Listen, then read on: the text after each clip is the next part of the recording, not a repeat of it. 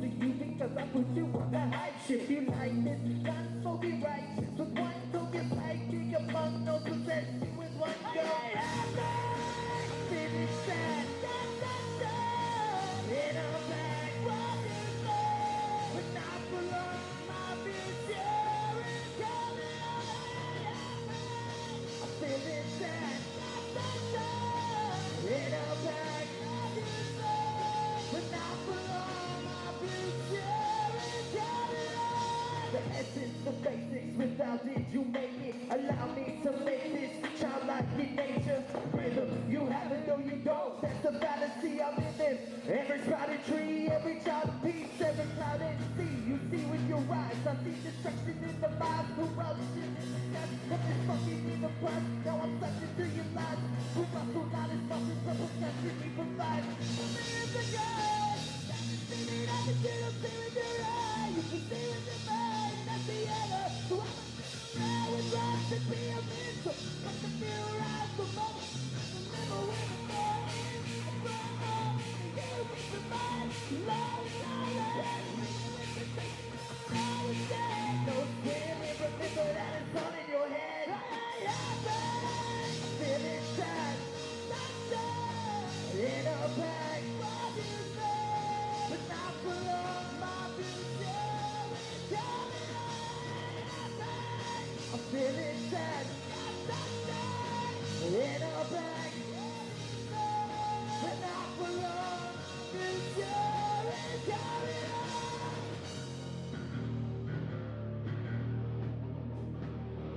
My future,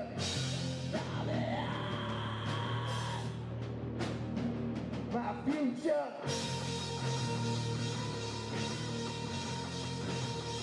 my future,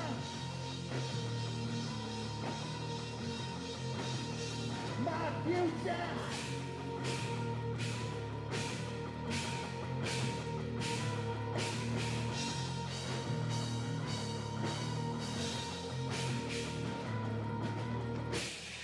Thank you.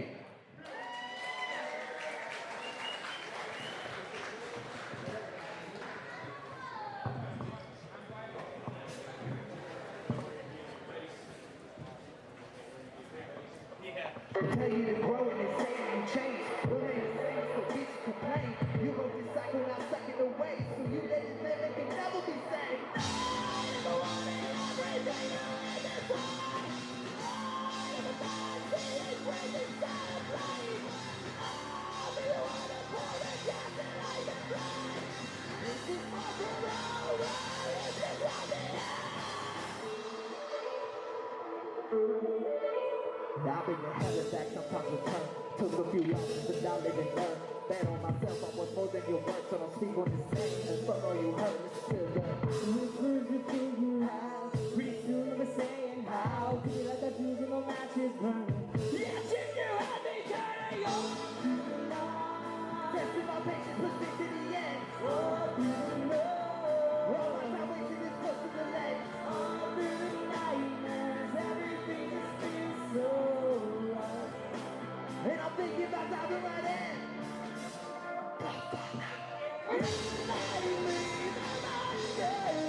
Oh yeah.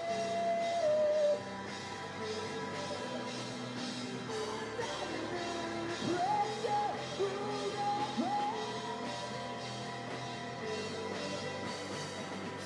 I never wanted everything to end this way. I never thought saving bridges set aflame.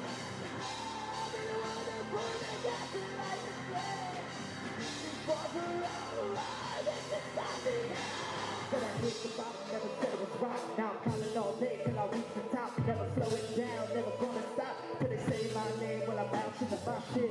Tell them quit, testing my patience. Been pushed to the limit, I'm not gonna take it. No backing down, I just step back and finish. She a pivotal moment and I'm just trying to live it. All through the night, pushing the limit, don't care what it's at. All through the night, fuel by the fire and burn everything. All through the nightmares, everything is great, right. And I'm thinking about diving right in. Oh yeah.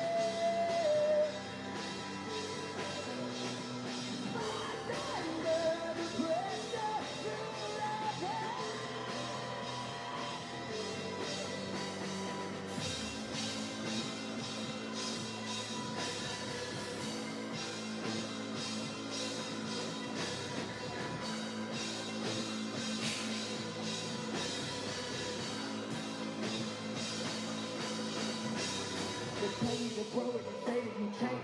Remain the same and still bitch and complain. You will recycle my stuck in the way. So anything that can never be same.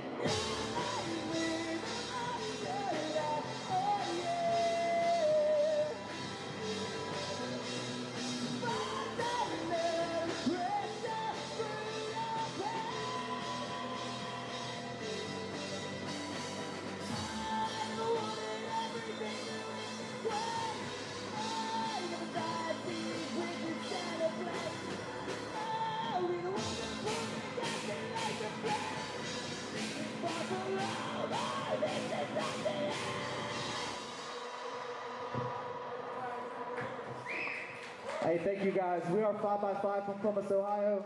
We came to walk Mikey Fernier out tonight. They gave us a little bit of time, so we're going to get to the fights, but we got one more for you, and y'all might know this one.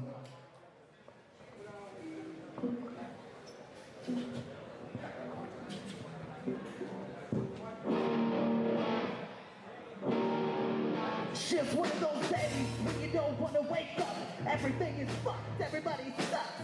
Don't really know why, but you want to justify ripping someone's head off. No human contact, and if you interact, your life is on contract. Your best bet is to stay away, motherfucker. It's just one of those things. It's all about the he said, she said bullshit. I think you better quit, let shit slip, or you'll be leaving with a fat lip. It's all about the he said, she said bullshit. I think you better quit talking that shit. Just one of those days, feeling like a freight train. First one to complain, leaves with the blood stain. Damn right, I'm a maniac. Better watch your back, cause I'm fucking up your program. And if you're stuck up, you just locked up. Next in line to get fucked up. Your best bet is to stay away, motherfucker. One of those days, it's all about the he said, she said bullshit. I think you better quit, let shit slip, or you be leaving with a fat lip. It's all about the he said, she said bullshit. I think you better quit talking that shit, punk. So come and get it. I feel like shit. My suggestion is to keep your distance. Right now I'm dangerous. We've all felt like shit, been treated like shit. All those motherfuckers don't wanna step up. I hope they know I'm packing chainsaw. I'm skinny your ass wrong. And if my day keeps going this way, I just might break something tonight. Pack a chainsaw. What? I'm skinny your ass wrong. What? Where you at, Kentucky? If my day keeps going this way, I just might break your fucking face tonight. Give me something to break. Give me something to break. Just give me something to break. How about your fucking face? I hope you know I'm packing chainsaw. Chainsaw. Motherfucking chainsaw. So come and get it. It's all about the he said, she said bullshit. I think you better quit, let shit slip, or you be leaving with a fat lip. It's all about the he said, she said bullshit. I think you better quit talking that shit, punk. So come and get it. We are 5x5 from Columbus. Thank you guys. I know you're all ready for some fights, so are we.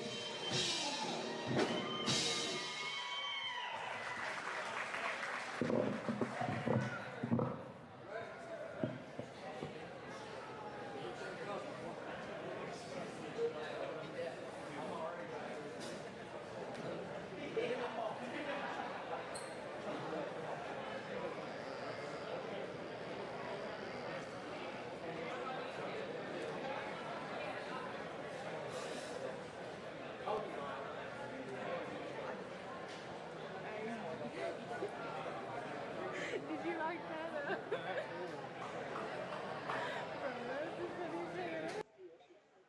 Ladies and gentlemen, we are live in Catlettsburg, Kentucky. Not Cattlesburg like I thought for so long.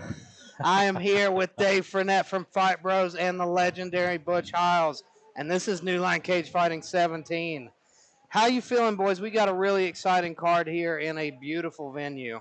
I'm pretty excited about this one, Elijah. We got a stacked card, 10 fights. We got 6 jiu-jitsu bouts. It's going to be an action-packed night. Oh, boys, I almost forgot. We got to give a shout-out to our sponsors, Duncan's Body Shop, the Billy Goat Store, and, of course, Fight Bros. Fight Bros. You know, he had to get on the card, and the very first fight of the night, Eric Mon versus Colin Caprini, is 100% brought to you by Fight Bros. Why don't you tell us a little bit about Fight Bros? Tell the people a little bit about Fight Yeah, Bros. so Fight Bros just kind of started off.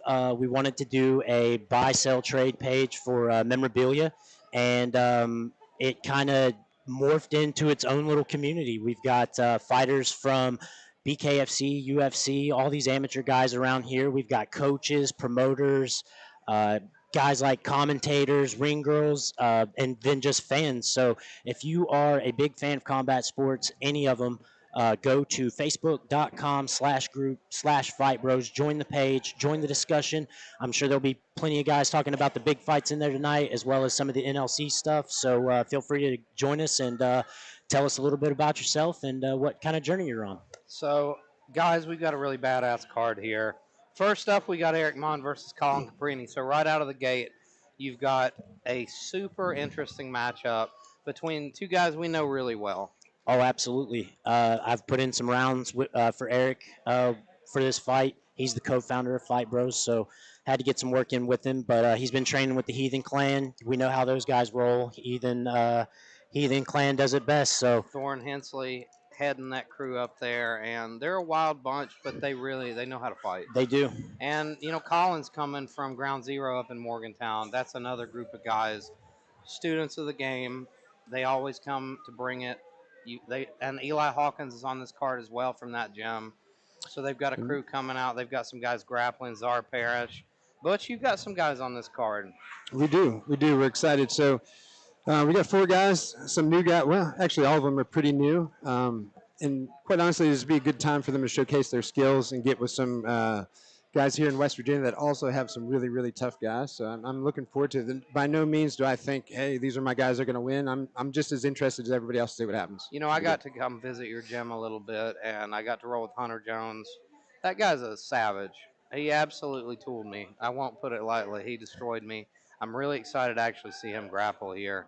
John Cooper as well. That kid, he's probably older than I am. John Cooper's a killer, though. He's super technical. Ricky Lobato. Is it Ricky? I'm sorry. Yeah. Ricky Lobato. Those guys, I got to watch John and Ricky roll. That was a beautiful round.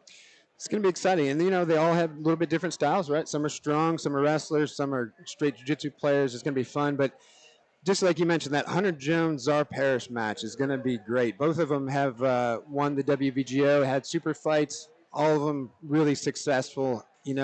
This one, I would not be surprised if it went to a draw. I hope it doesn't, but I wouldn't be surprised. They're that technical. I'm interested in it because I've never seen Czar compete in just jiu-jitsu. This is the first time I'll see that.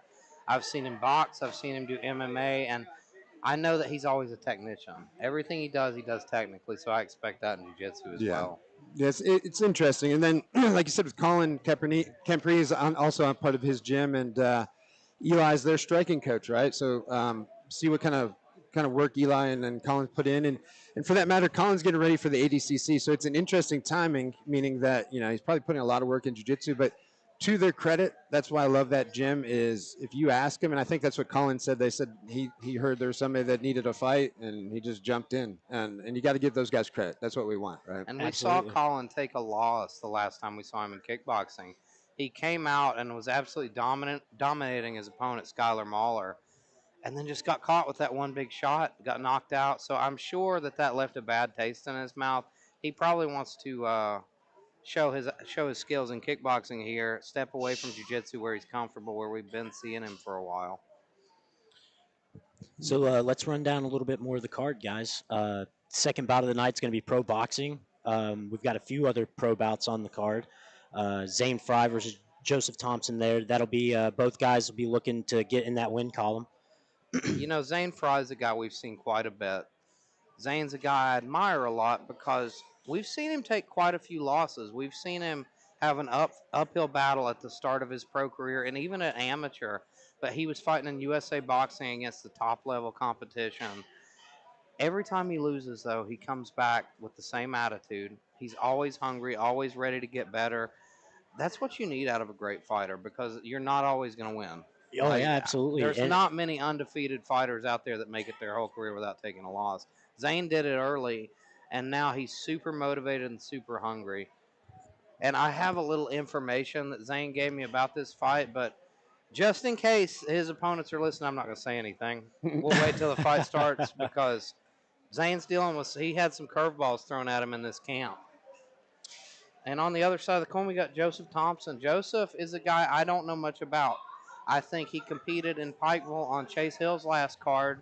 He took a loss there. He's 0-1 as a pro. That's another guy, same situation. Took a loss in his first fight, coming back stronger now. And I know one thing, he's from where I'm from. Yeah. I saw he's fighting out of Hindman, Kentucky, but he went to East Ridge High School, which is where I used to play football. So That's pretty wild, huh? yeah, I've never heard of the guy, so I'm interested to see what he can show us. He might be wanting to meet you. You probably got a big picture on the wall, a plaque or something like that. Big you know? picture of me on his wall. That's why I wanted to fight for New Life. Yeah. So also on this card, we got the rematch between Brittany Vaughn and Preston Starcher. That's one I've kind of been wanting to see for a while. That fight was super controversial when it happened. Yeah. I thought Brittany won the fight, but they gave Preston the nod.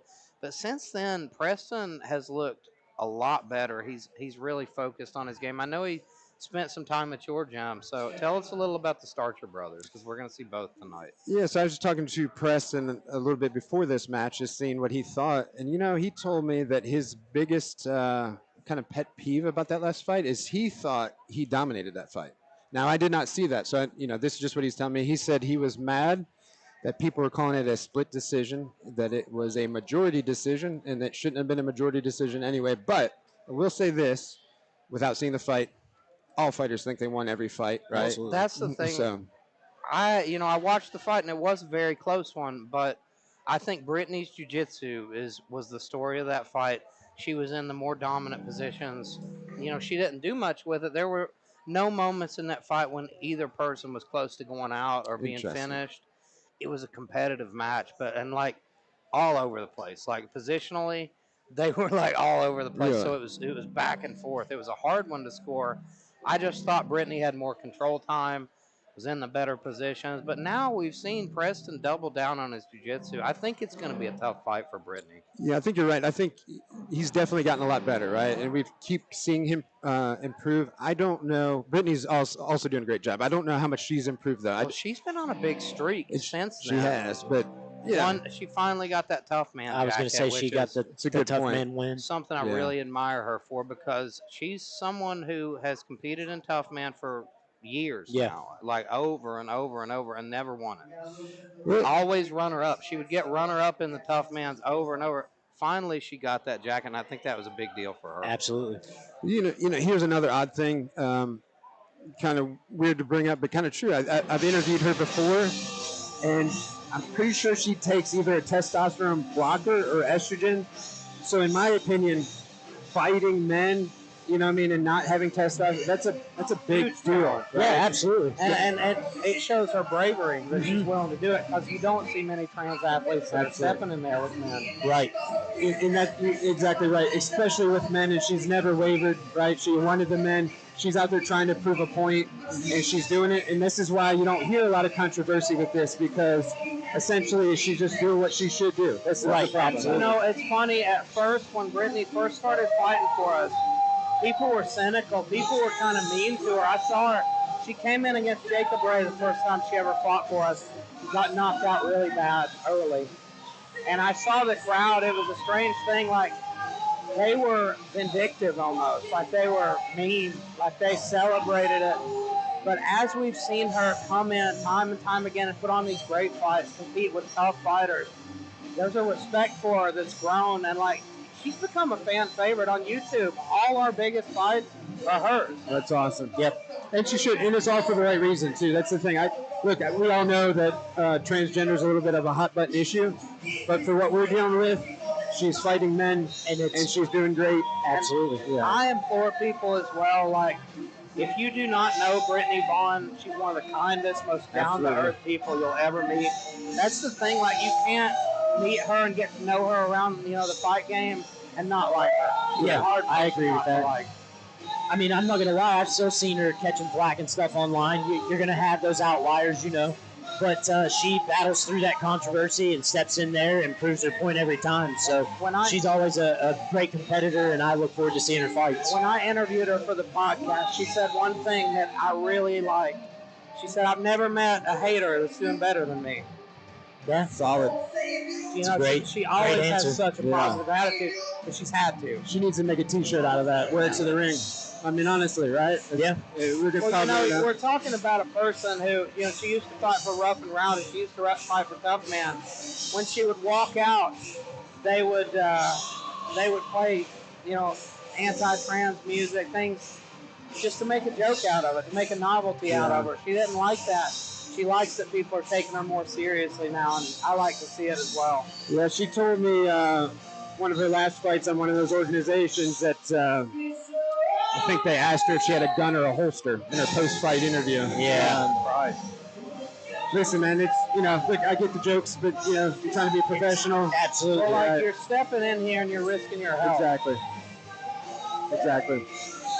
I think, you know, no matter who you are, every fighter that actually makes this walk needs to be respected. Oh, yeah. Anybody who steps in there deserves the utmost respect. They're getting in there for our entertainment, getting potential health issues from the fight. So, yeah, absolutely. Everybody deserves respect if you step in that cage. Moving on down the line, though, we got some jiu-jitsu matches coming up in between the fights. We got Ricky Lobato, who's one of your guys. I got to watch him roll. He's slick. He really is, and he has one of the best attitudes you could ever come across. He does, you know, and that's kind of the funny thing about those interviews that we did or you did. I got to know my own people a little bit better, see their personalities, and you know, now I'm more excited. I get to hear what they're looking for. And as you found out, then Ricky's a power lifter and trying to get into jiu-jitsu, and this is going to be fun.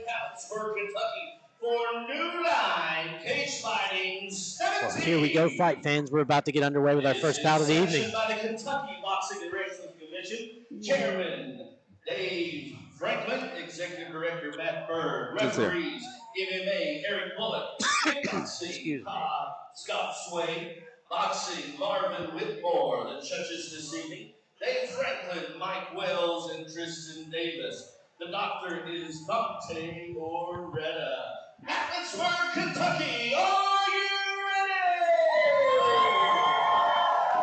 New Line Cagefighting, are you ready? Let's bring on to the red corner, Eric Mon. Oh, my God. It's Eric Mon, the hairiest man in MMA. I asked him why he never takes his sweater off when he fights.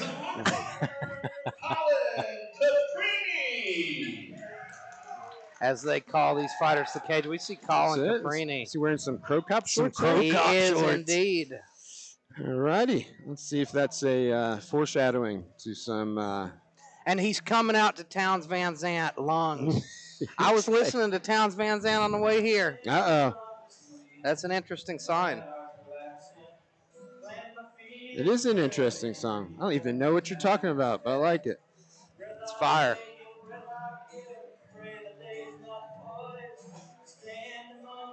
Now, I believe the last time we saw Colin was at NLC 6 against... Now, this song that he's coming out to, it starts with, why don't you lend your lungs to me, mine are collapsing. I wonder if he's going to take this into deep water. I wonder if that has a meaning. Sorry, bud.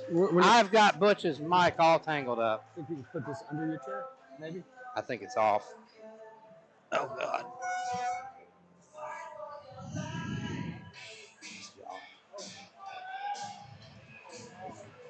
And here comes Eric, the hairy man Mon, one of my favorite people in this sport. He started out with a hard loss in his first fight. And it's a guy, he's dreamed of this for a long time. Eric has always wanted to be a fighter. He has always wanted to compete, and he never knew if he could do it. He came into this game later in his life, and he took on a very tough opponent in Rob Mayernick. And he took a bad loss. First box is a kickboxing match. 175-pound division, 6 3-minute rounds. First introducing, fighting out of the blue corner. He's coming to us from Addison, Pennsylvania.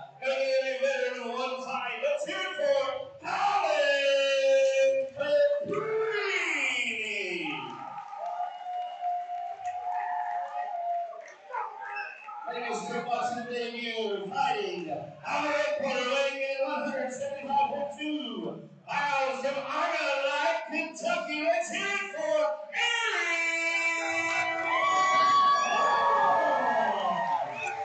We can see who the crowd's for here, huh?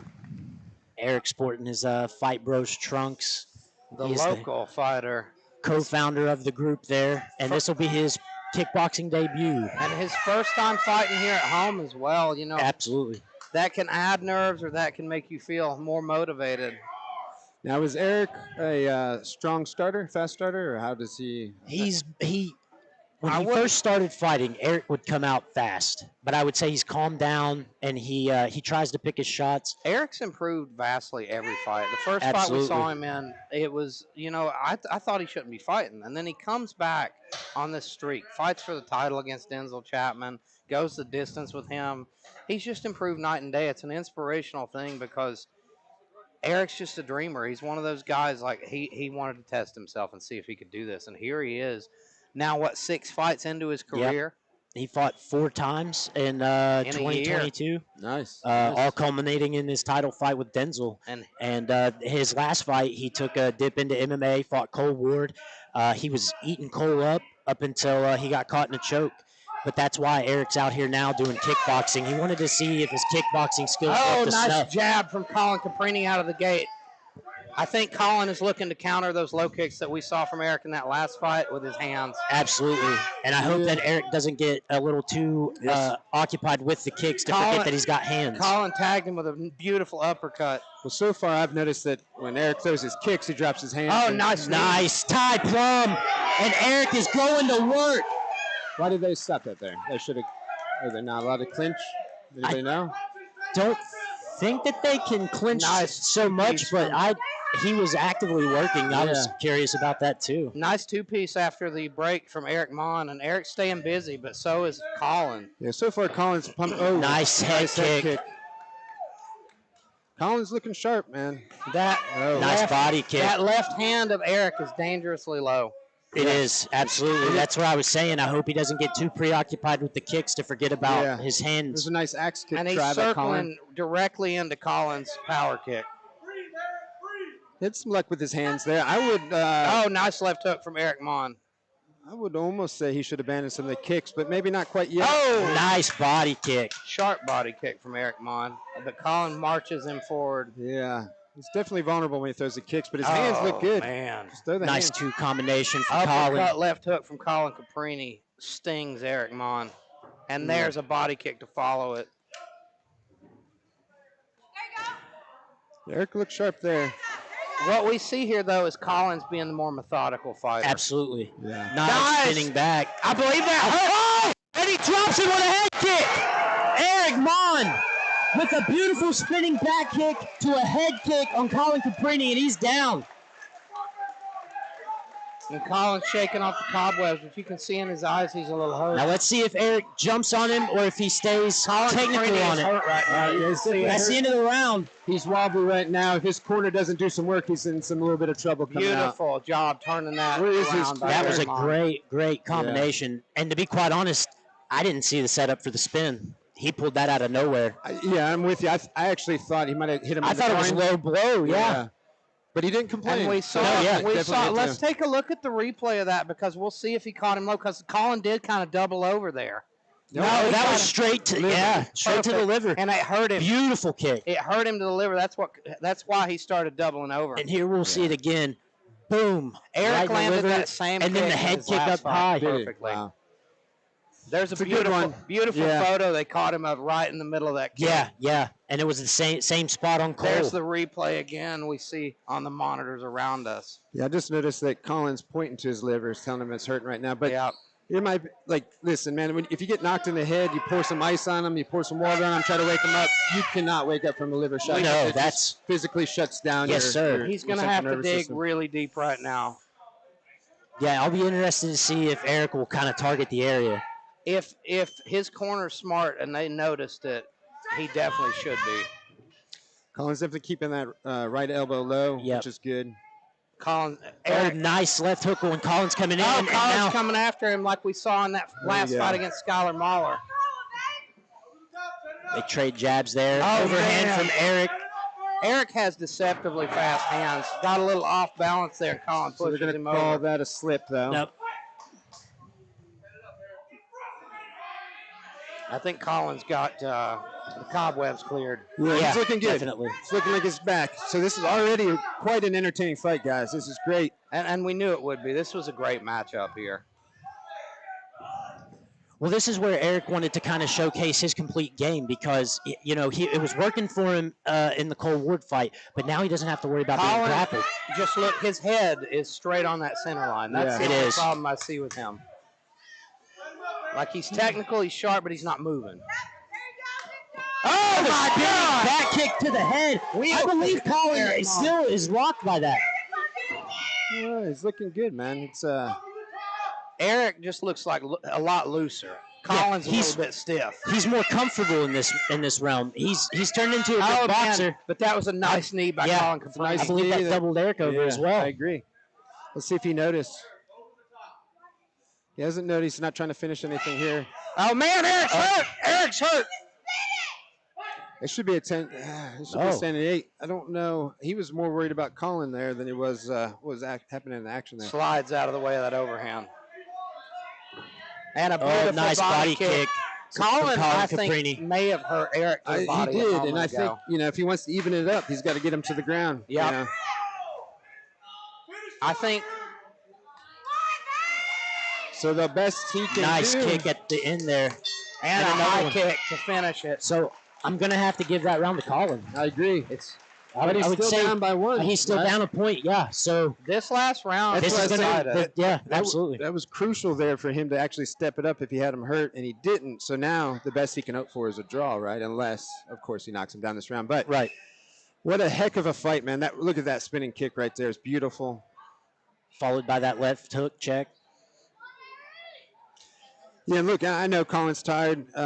that definitely He rocked him. stopped setting up those kicks that he was having good luck with that jab, right? He's just starting to throw some kicks, but that's where he's having better luck if we watch this replay is when he's mixing it together. Same with Eric, right?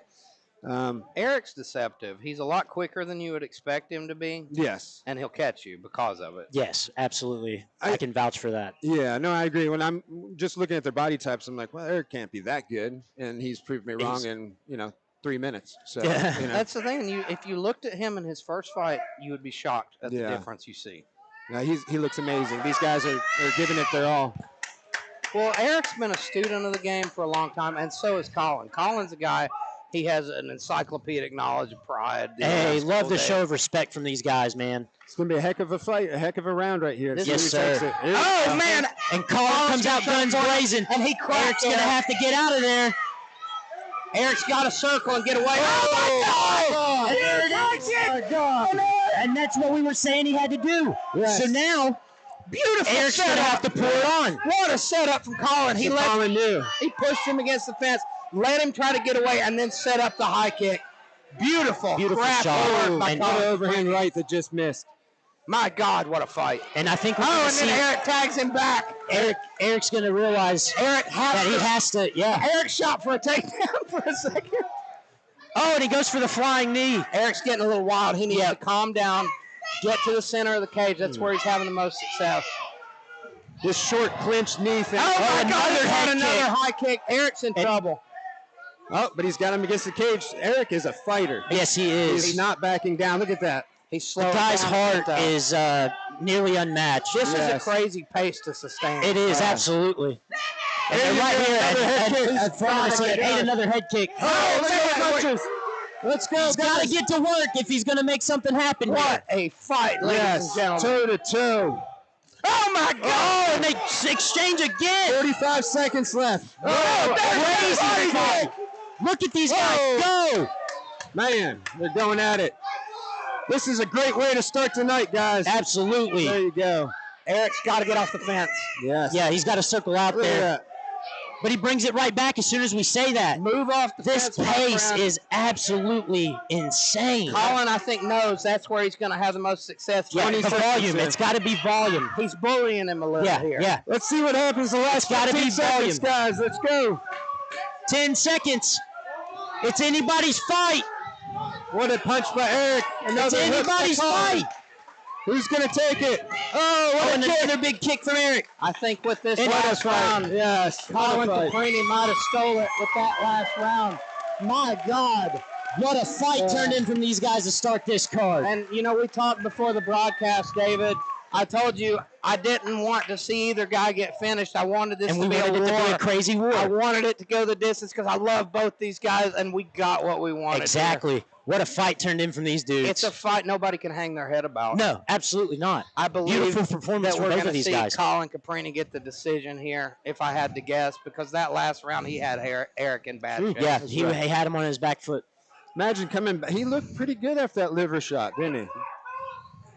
He recovered well in that 1 minute. If this last round is a 10-9, we could see a draw here. Yeah. Ladies and gentlemen, I'm going to go talk to the winner.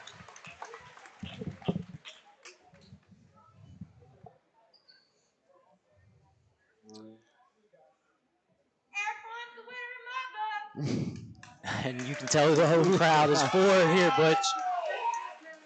Either way, I know what she's saying. Yeah, They yeah. both did great. Man, they had the crowd into it. I think everybody's a winner. Yeah, no, this was a great fight. And nothing for either guy to hang their head about, as said before. Absolutely not, yes.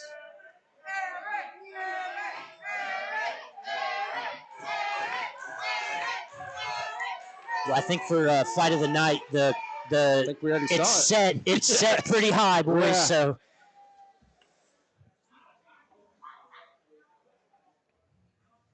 the judge is taking a second to render this one. Your winner in this bout by unanimous decision, fighting out of the blue corner,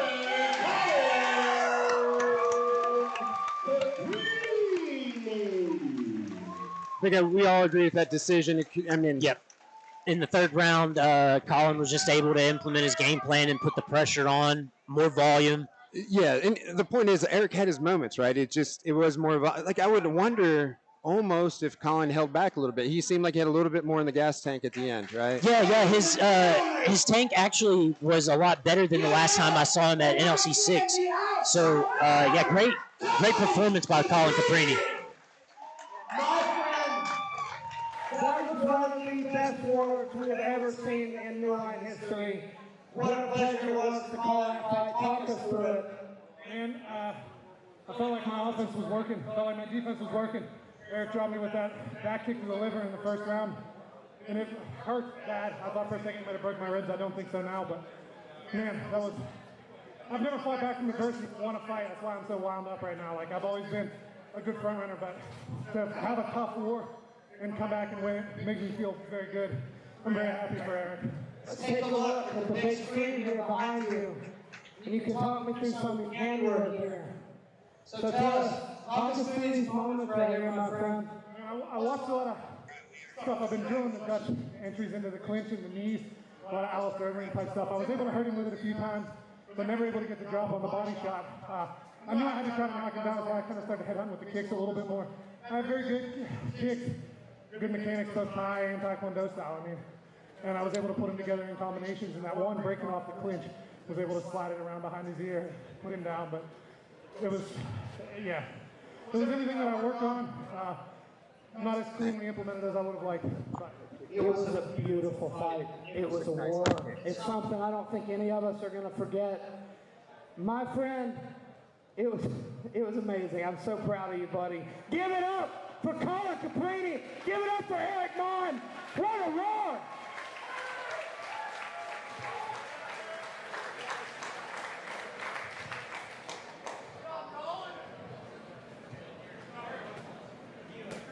All right, let's bring to the ring Joseph Thompson.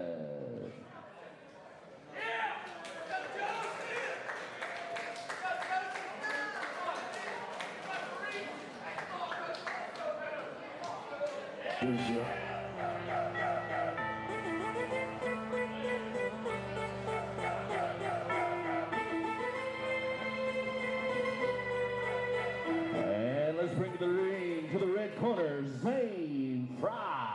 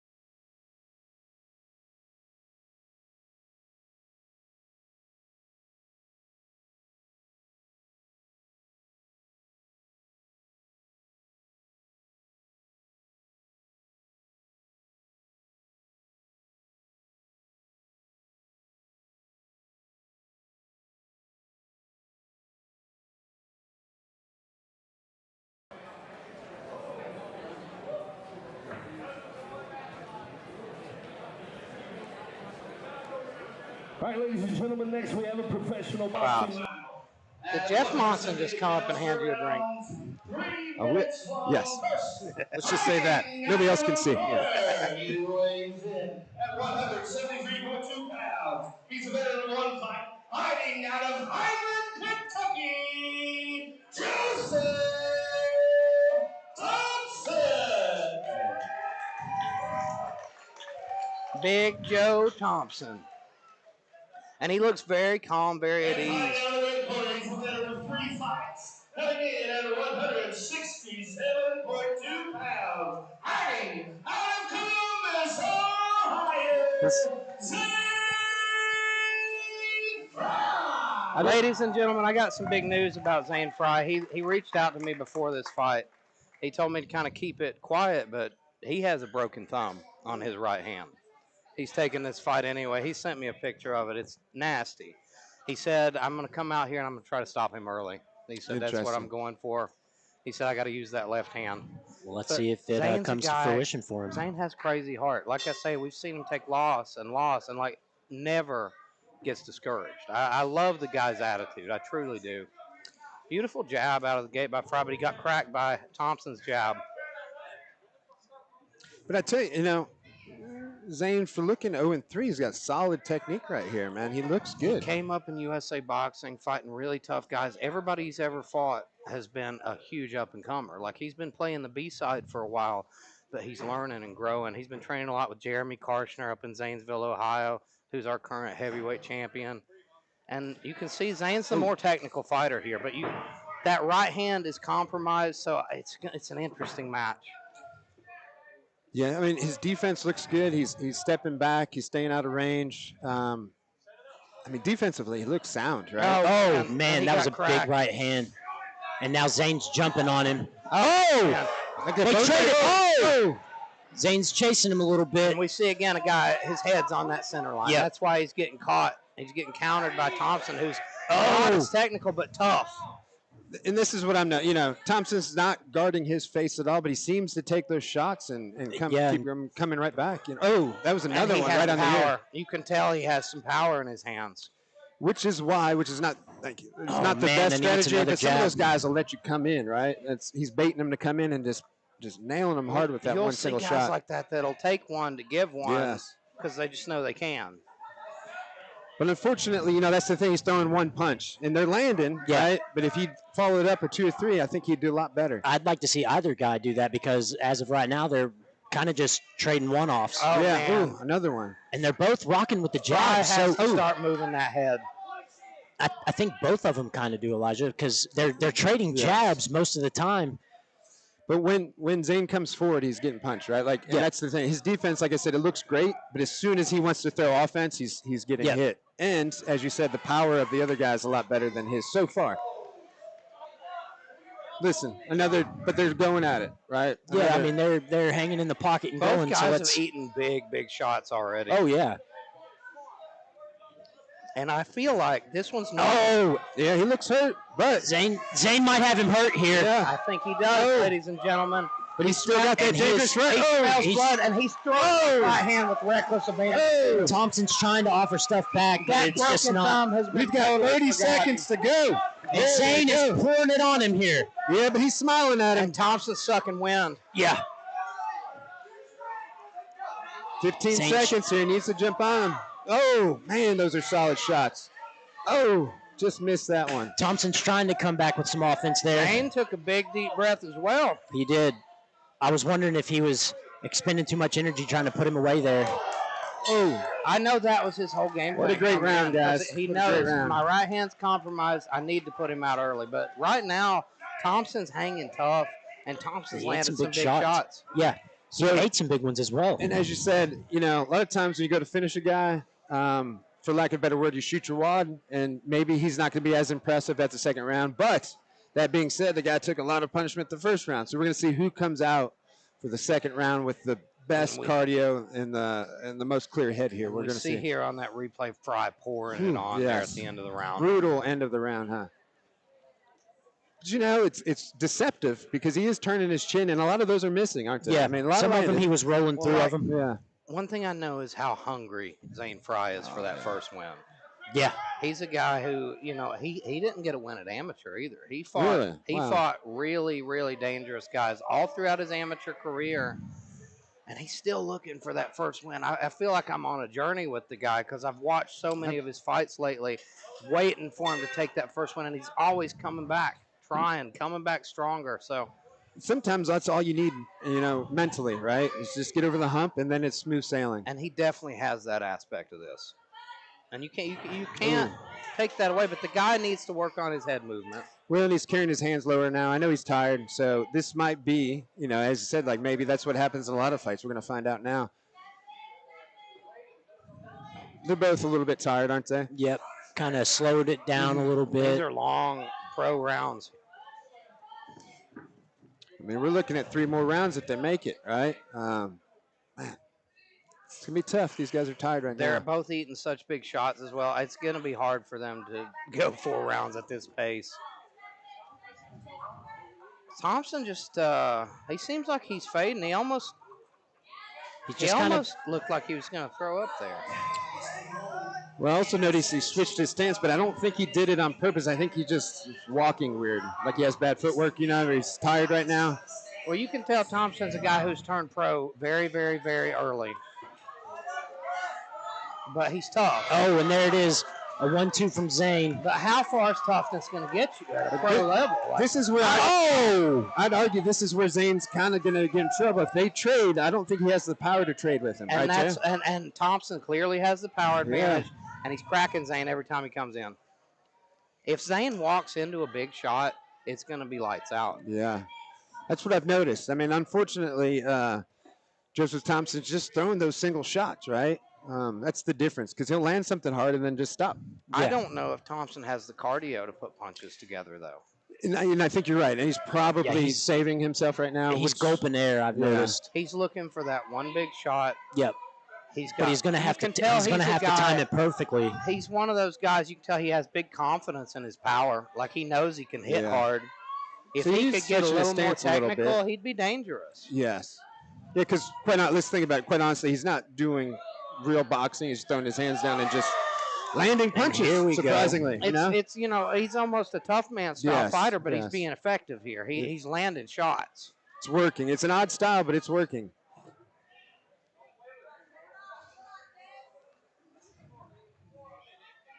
I'd like to see Zane maybe try to get him up against the cage there, try to bully him a little more. Yeah. Well, I think just combinations at this point. Maybe even use his clinch. All right, here we go. Oh, man. Nice 1-2. That was great. Oh. But, man, he can take a shot. Every time Zane wades in, though, he gets cracked. Yes. Mouth guard out. And you see Thompson's breathing real heavy. Well, Thompson was the one that pointed out the mouth guard drop. He needed that little break. I think so. This benefits Thompson right here. He's taking some time, getting a big breath. And here they're back to the action. Got 10 seconds left in the round. Thompson's just not doing enough to win this fight right now if we go to the cards. Well, and he's slowed down a lot now, too. The fight in general has slowed down in comparison to round 1, but, Fry is the one being the aggressor, moving forward. He's got Thompson on his back foot, and, that's what the judges are really going to look at. Fry, I think his ultimate goal, his passion, he wants to be a coach. He's doing this. He's paying his dues. He started his own gym. He's like, I know I'm early in the game, but he wanted to help people get better. So I think he's still got that going on. If you're in the Zanesville area, go train with Zane Fry. He's a good fella, and he's got a lot of knowledge about boxing. He's been around a long time, fought a lot of tough guys. Plus, those are the guys that you want to find to train with. If that's what he's already saying right now. Zane just looked at me and shook his right hand. So, he just shook it again, winced. He's a tough cat. It takes a lot of heart to see a guy who's willing to come in there injured and fight. No, and now Thompson's going to get crazy. Most guys are willing to pull out at any excuse. Zane's coming in here injured and still making this a hell of a fight. Yes. I mean, these guys, again, for two guys that don't have a win right there, they're giving it all they got. And this is a great matchup. This is who you want to see fighting each other. They're giving it all they got. They're going to learn a lot from this, and Well, you can You see know. like both of them are so hungry for that first win as Absolutely. well. It makes the stakes so high seeing two guys who haven't had that first pro win. look, they're giving it all, man. They, you might not say this is the most technical thing, but man, they are beating the heck out of each other. Yes, sir. You know? Well, and given with the information that Elijah gave us about Zane's right hand, Absolutely. If Zane could learn to slip that lazy jab of Thompson and come over Absolutely, the yeah. top of it, Yeah. it would be bad news. Do some actual countering, right? well, he's looking for As that you check said, left, but it's not. It's just out of the way. well, he's not setting it. He's just waiting in, and that's why he Right. gets shot. Hit. But I think he would have more success if he countered Thompson. Absolutely. Because the way Thompson throws his punches. Yeah. Thompson's talking to him now. I noticed at the beginning of the round, and my thoughts are this: like he's down 0-2. I don't know if this tactic. Maybe he's trying to throw him off a little bit, but I think he's trying to get him to engage in a brawl and Well, I hopes think that his when- power shot will run. yeah, there he that's goes again. exactly what he's doing. It's head games here. He's trying to draw Zane in. Zane's fighting a little smarter this round. I would like to see somebody go to the body. Yes. I think a I couple of effective body shots to Thompson, and that's going to really suck the wind out of him even more. I don't remember Zane. Zane's not been cracked this round like he has No, the previous one. not at all. He's fighting a little smarter. He's staying on his back foot now. Ooh, there it is. That was a defense there nice not so good. punch from Thompson. To me, it looked like he saw the punch coming. He just didn't move. But they're tired. And But this goes to what you're saying. Like we both can see their jabs. Right. Counter them. Well, Yeah. not only that, but follow up afterwards. up, yeah, If both you're not- touching each other, then follow something up afterwards. Somebody's going to get hurt. You don't see like you see high level boxers pawing over that jab, doing Yes, things like yeah. that. Those guys, they've not gotten there yet. Right. No. Feint There it jab. is. That's the body shot I was asking for. That's the other thing. Like if you're throwing that many jabs, then feint one. Yeah, And oh, then And I think right. Zane's got him hurt. It looks like it, and Zane Oh, and knows Zane's it. going to taunt him now. Zane played into the games. Yeah, this is what he wanted, though, right? Yeah. So it's working. He doesn't need to do that when he's up 2 rounds because he's fallen prey to the game. I feel like Zane's trying to draw him in now, though. Yeah, it could Counter. be kind of a little bit of reverse psychology He there. wants him to walk into something Yep, now. look, he's calling him in. I feel like he's going to throw that right hand when he comes in. Look, he's waiting on it. Oh, man. So I would say he's down to 3 Thompson there. Oh, Zane told him to meet him in the middle. I think that Thompson is getting in his head. I think Yeah, because he won. Meaning was the Thompson. smartest round he's fought. He just said. I mean, I don't think he won the round, but he just said, "Let's get in the middle." He won the mental game. Yep. And if this happens, Fry could be in some trouble. yeah. Look, Because that was the best round Fry's had. Yeah. It really was. He got caught one time, but other than that, he stayed on his back foot. He fought smart. He's the more technical guy. He should be fighting smart. Yes. With the drawing back and forth, it'll be interesting to see if we get sucked into a brawl here in these last 2 rounds. No, crowd would I'm love sorry, it. the last round here. Crowd would love it, but if I was 0-3, I would not be doing that just to try to get my first Agreed. win. You know. You're up. Yeah. He's up right now. But I don't know. I'd Though. like He to see ate it. some big shots. You I know. never know what these Exactly. judges are seeing as yeah, well. that is true. All right, Fourth let's see. and final round for these gentlemen in our first professional boxing match of the evening. So far, they are not standing toe to toe, which is good. We've not even Oh. mentioned those excellent shorts that Zane Fry has. Well, you can tell, that he's a veteran because he looks the part, Yeah. I mean, that's full-on boxer just- stuff right He's there. missing a couple of pieces.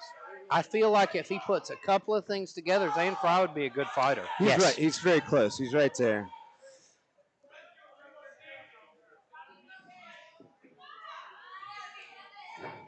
Oh man, he stumbled a bit. nice. That was a nice improvement slip. there. Yeah, We need more of that from Zane Fry. absolutely.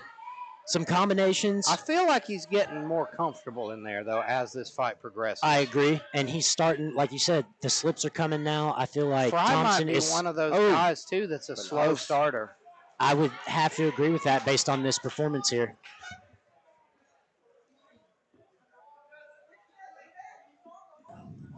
Nice jab by Thompson. Another Yeah. nice jab. They traded there.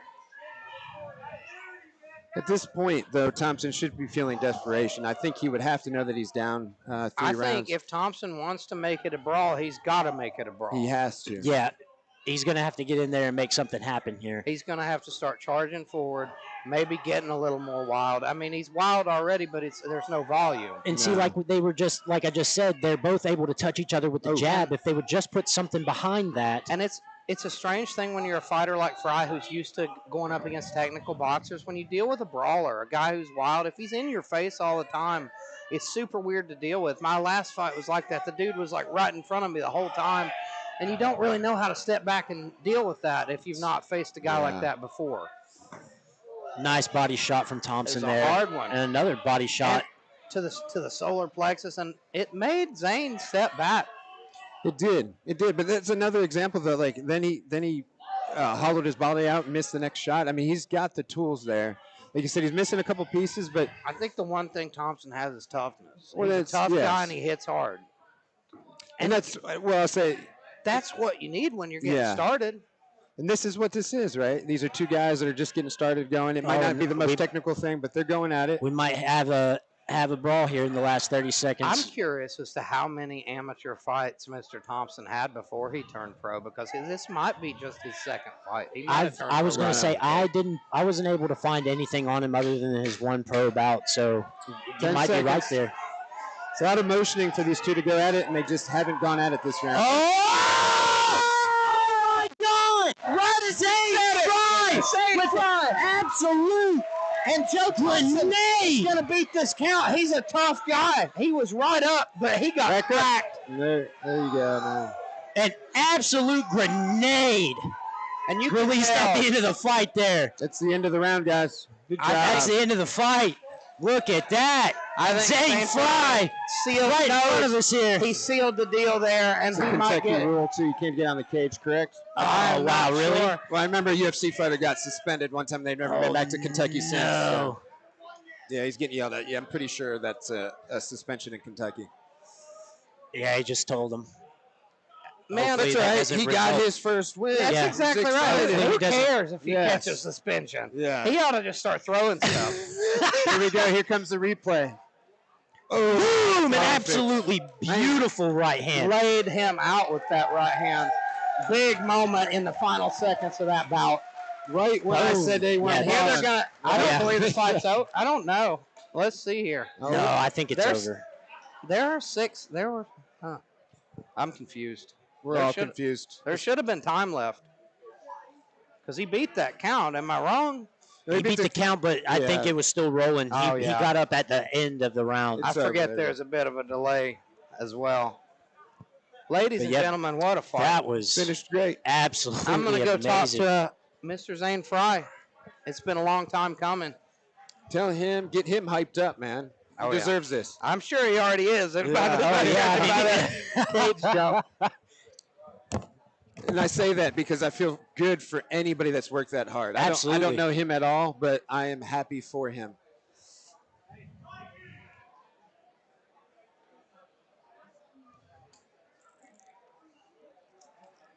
Hey, and you know, I would even be willing to say nothing to hang their head about in this one either. Both guys were tough. Like we were saying, there could be an up in the skill. They could both stand to grow a little bit, but that was a great fight out of both of these guys.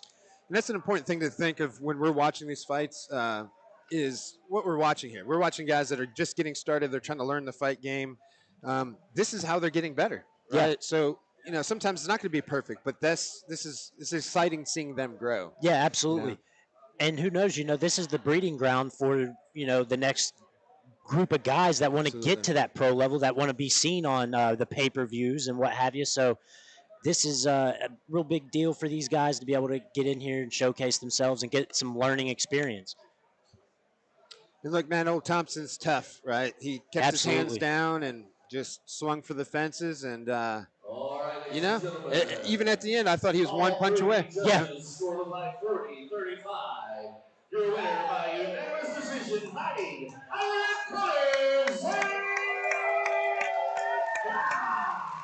And you can tell it feels sweet. Finally over the hump for that young man.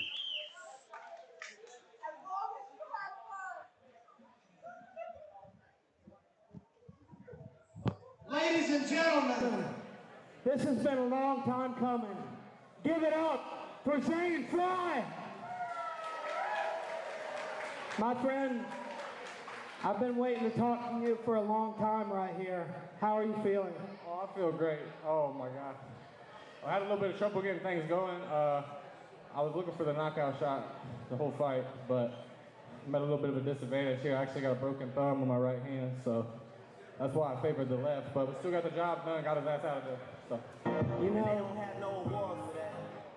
hey, you know, to come in here injured and get your first win, you know, you've been waiting for this moment a long time. We've seen you come back after every loss stronger. You stay motivated. Let's take a look at your handiwork, my friend. I think we're going to see that beautiful, beautiful knockdown here. So talk us through it. I was trying to set it up the whole time. He got a little cocky towards the end there, thought he had something for me. Started crashing in with his hands down, and I made him pay for it.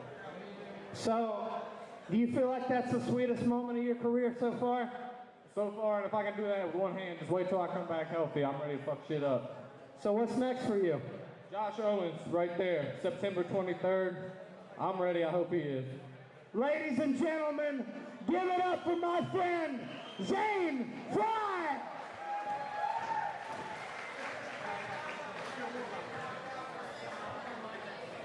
All right, ladies and gentlemen, welcome to the ring, to the blue corner, Nicholas Lyon. We're going to move right into our next bout. This will be amateur MMA at middleweight, 185 pounds. We'll have Hayden Griffith squaring off against Nicholas Lyons, and this will be both of these young men's debut. Hayden Griffith is a guy who is a striker. He's a strong kicker, has sneaky power. He fights out of Heathen Clan Combat, so we should see Thorne Hensley and the crew in tow. I actually got to get a couple rounds in with Hayden in preparation for this bout, and you were exactly right, Elijah. He's got some strong kicks, and his power is very sneaky. So how long has he been training? I believe he's not been training very long. He's 18, I think, just getting started, but the dude's got some nasty, nasty kicks. I'm jealous of that guy's hair. Just wanted to point that out. It's a beautiful head of hair. The other guy, who has the nice hair there in that poster? That was Hayden. Hayden, man. Yeah. Definitely been using some product. Yes. Maybe in the post-fight interview we can ask him what he's using. Some Vidal Sassoon. But yeah, I'm excited to. It's always great to see two guys get in there that are brand new at it. That way, it's level playing field, and we'll get to see who will showcase their skills the best. And here So we what do we know about Nicholas here? Mr. Nicholas Lyons. is fighting out of Fort Campbell, Kentucky. He's 0-2. I'm sorry, in it MMA. is. He has a couple of fights. I thought it was both of their debuts. He's fought twice. He fought in March and in May, so he's been busy this year. Still looking to pick up that first win, though. We just saw that in that last one, how hungry these guys can be. And there's something about a fighter who starts his career with a loss and keeps going. It's not an easy thing to do. No. It takes a special mindset to get that loss and to bounce back. It's even harder as he came back 0-3, right? Yeah. The first one, you want to make up for your loss, right? Then you lose again, and then you're at a crossroads. You lose again. You're probably thinking, is this for me? Right. And to come out and having a performance like that last one, all these guys can learn something from that. Absolutely. It shows grit. This shows grit. If you don't give up, you lose again. It shows what you're made of. All right, ladies and gentlemen, our next bout is mixed martial arts at the 185-pound division. 3 3-minute rounds. First, fighting out of the blue corner, weighing in 185 pounds. He's from Mount Sterling, Kentucky. Let's hear him making his debut, Nicholas Lyon. And he looks calm. He looks confident.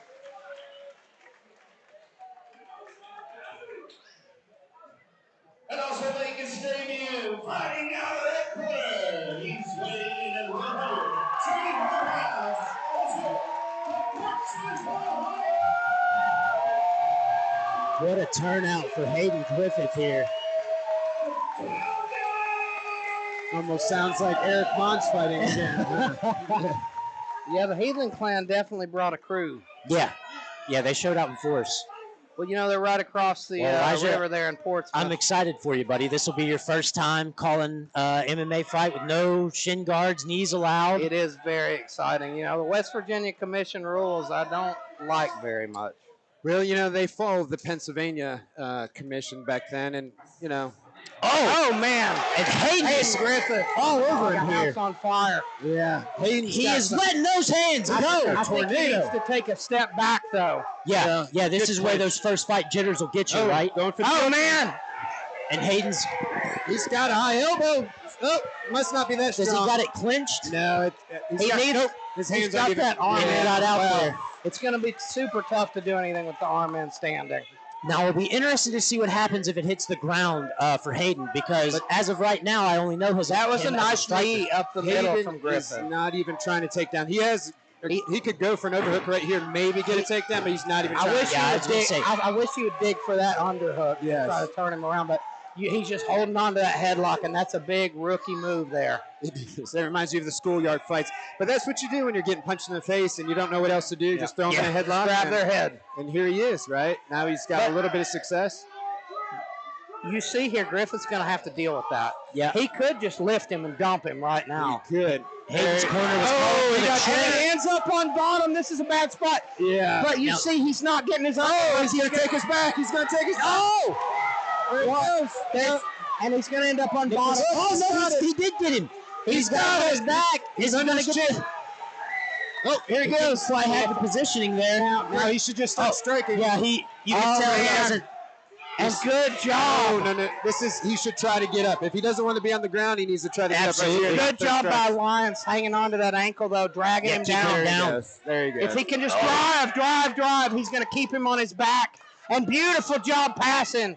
He's into side control now. He's found himself in a really good spot. I know he doesn't have much jiu-jitsu experience just by his instincts, but man, if you end up on your back here, and it's a bad spot for anybody, even if you're not against a great grappler. At least I was a little curious there because he's not doing much defense with his right leg. He's going for the arm triangle. He is. But he did bring and he's it up in and it. stuffed him out. He does have it. Oh my God! If he can keep him flat on his back and squeeze, this might be trouble. Yeah. This is trouble here. He's got Hayden in some trouble. Yeah, but Hayden, I didn't know up on the neck. Yep. Hayden needs to try to get out of this instead of throwing strikes. What Lyons needs to do, right, Butch, is settle in here, sink down lower. Turn to his left a little bit more. It's not as much about the squeeze as it is about the sink. Exactly. Yep. And that's why he's not finishing it right now. Is because he's not Hayden's turning into it. Yeah. Now that he's off his that's not good. I'm going to guess we're going to see some strikes, but there's only 10 seconds left. He's got to make it count. I think we're going to get out of this round, and it's going to be an interesting second round. Man. I think Lyons definitely took this one, though. I was about to ask you, unexpected. Yeah. That's what happens, so you end up in those weird grappling exchanges, and you end up in a bad spot. Yeah. And it was almost bad luck for Griffith. There was just a slight mistake he made here on the takedown, right? Like he tried to throw him off and he ended up falling. It was a great job by Lyons the way he recovered that position as he was getting taken down as well. He used good instincts from him. He used Griffith's momentum against him there to end up in the position. Here. That's what I want to see if we can see a replay of the takedown there, but only because I think it was more of a mistake by Hayden more than a good takedown by Lyons. He didn't have good control of him when he went down and just ended up in the scramble, losing position. I feel like, right there. He tried to throw him off, and it didn't work. And he didn't need to do that, right? Yeah. He could have just framed and got off. He could have just lifted him there and dumped him. Exactly. Or even swept him backwards here while he was on the cage. A lot of options. Yeah. But again, they're just getting started in jiu-jitsu. Like, this has been a fun fight. It has. And, seeing Lyons come out, I underestimated him a little there. He ended up in the better spot, won that round, though. But if this reminds you of the classic first MMA, striker versus grappler, right? Yeah. And it's interesting because it played out exactly right. The striker was getting the best of him until the grappler got a hold of him, got him to the ground, and then he had the best. Right? I don't think that Lyons has a wrestling background, but he has good instincts. Yes. Well, he did what he needed to do, right? And he definitely has done a little jiu-jitsu because he set up that arm triangle. He just didn't quite know how to finish it. Yeah. But now here's a round where Hayden should maybe pick his punches, right? Yeah. Back up and not overrun him. That's how you're going to get taken down. That's one of those things, too. Lyons is going to kick himself because he had him. Yes. He had him dead to rights. He sure did. Look, Lyons is tired, man. Yeah. Definitely, the grappling kind of took it out of him there. That And was his hands are low. I'd like to see Hayden go Oh, top. man! Overhand right caught him right behind the ear, and you could But tell look, he he's felt just it. walking through the punches to get he's to hurt. He got poked in the eye there. And that's not, And he went to take him down, but and look, now Hayden's getting a little He wild. needs to just calm down. He's the better striker here. Just relax, pick your punches. it's tough because he probably looks at Lyons breathing like that and wants to put it on him, right? He's overthrowing a little bit. He's just excited. It's that first round adrenaline. First fight, jitters. Or first fight, yes. Sorry. Hayden's looking the fresher of the two, though. A lot fresher. Oh, man. That was... he touched his gloves with it. Oh, there you go. Hayden's framing. Yes, he looks like he figured out the Oh, did puzzle. you see that big deep breath from Lyons? He's Yeah. pretty. He's gonna this Oh, that nasty kick. I think Lyons is gonna find a way out of here. I'd like to see Griffith go up top with one. I agree. Lyons' only hope right here is just to get into the clinch and get to the ground, right? If he can get on top, he could rest. He's a tough guy, though. Wow. Look at that. Tough guy. Definitely game. Eating those shots. Walking through. Oh! Big left hand. And here's the beginning of the end, Griffith's folks. all over. He's Holding on, he smells blood in And his Ray calls it. Hayden Griffith survives some early danger and gets a beautiful TKO finish. Yeah. Woo. Hayden Griffiths, ladies and gentlemen. Imagine that. And that arm triangle was close in the first round, man. Yeah. And we've seen it time and time again, these guys surviving and coming back. You know, we're looking at Lyons right here. I'm not saying he didn't get hurt there, but this is a lot due to exhaustion. Exactly. You could tell he was looking for that way out. Once you get so tired. Yeah, right there. He quit. Did you see that? Yep. He said, I'm He done. waved it off. Yeah. I know from experience when you get in there. Let's watch it again Here here. he goes. Watch this Boom. motion. And yeah, he waves it off. Yeah. When you get in there and you're that tired, there's that voice in the back of your head starts getting louder and louder saying, just quit, man. Yeah. It's not worth it. Well, they got the better of him there, right? And that's something, too. Like you said, when you go back and watch this stuff, is that a moment that you're proud of? I mean, look, he took some hard shots. Well, it's Look, one of I'm those not saying things. it, but he was tired. If he would have trained a little harder, if Exactly. this camp would have been, what could he have done? Because he took that first round. He did. It was a competitive fight. He did. Up until the moment it was over. And as we said, if he walked to his left, he could have finished that, right? But listen, man, those guys. I think he might need to visit Butch Hiles' gym. Maybe. We'll take anybody we can help, man. And you know what? A tough guy, you can't teach toughness, right? He's a tough guy. Absolutely not. I hope he keeps going. I really do.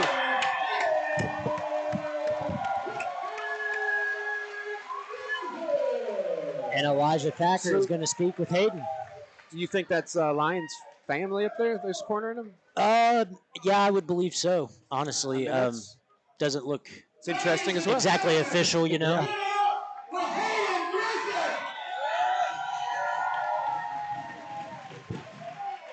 My friend, you are a very popular man here tonight. Brittany's survived some early adversity there. Ended up in a bad spot in that scramble. He had the arm triangle, but you hung tough. Ended up getting out of that round, and it's a beautiful TKO. Talk me through it. Well, that first round, I mean, like you said, he had a lot, and it was just a matter of watching surviving. He was really going around a lot better than I anticipated. And really, I sat down with my coaches. They told me what I should do, go out there and play my game. So was there ever a moment when you were in that arm triangle that it was tight and you were feeling it? Oh, yeah, definitely. Right there towards the end of the round, he had a lot, and I was like, man, I can't breathe. I got to stick my head in the back of my head, get a little bit of air, take one off me, and I know I was going to go. You know, it's your first fight ever. How much So those first fight jitters hit you because, you came out like a house on fire. Second round, you seemed a little bit calmer. That's when you found your moment and found that finish. It was my coaches, man. They were telling me since the beginning. I've always played sports, so I really had a handle over my nerves, but I was just way too pumped. Came out here and overdid it and almost lost the fight. So I can only thank my coaches for putting me in the right. You pulled it out of the fire, my friend. Ladies and gentlemen, give it up for Hayden Griffith.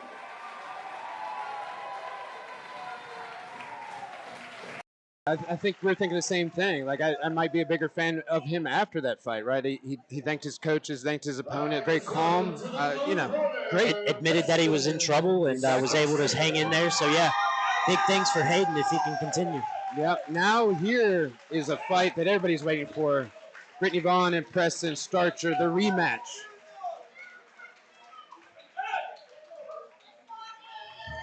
So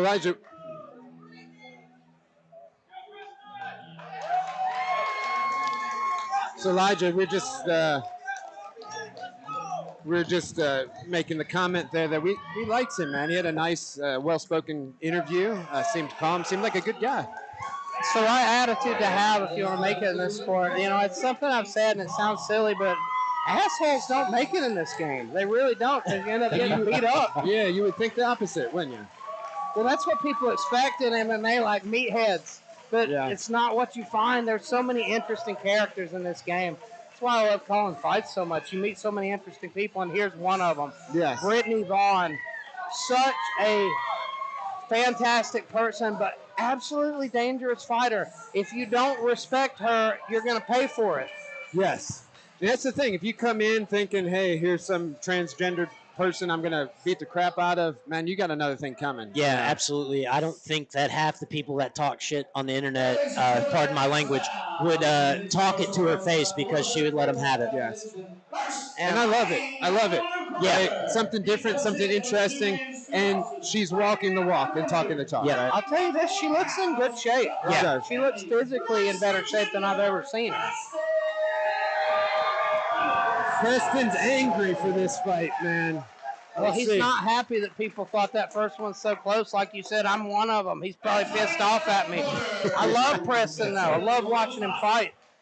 And I've seen him evolve so much since that first loss to Chance Grillett. West Virginia, let's hear it for Brittany!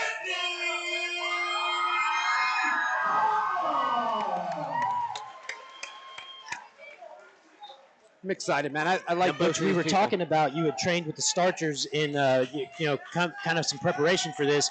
Did they happen to mention anything about the Kentucky rule set, not having the guards and stuff? Because their first bout, Brittany and Preston, they had, the shin guards and all that stuff. So did they mention anything? They did. Oddly enough, the main thing that they mentioned is that you cannot do heel hooks in West Virginia, which I was unaware of. Yeah, and they're happy that you can do them here. So it was kind of an odd. Oh, beautiful high kick from Starcher.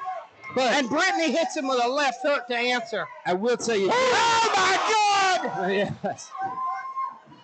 Beautiful wheel kick to the I'm overhand. seeing actually exactly what Preston said. I guess Brittany had an interview. She said we're going to see a Taekwondo clinic. Oh, my God! She's hurt!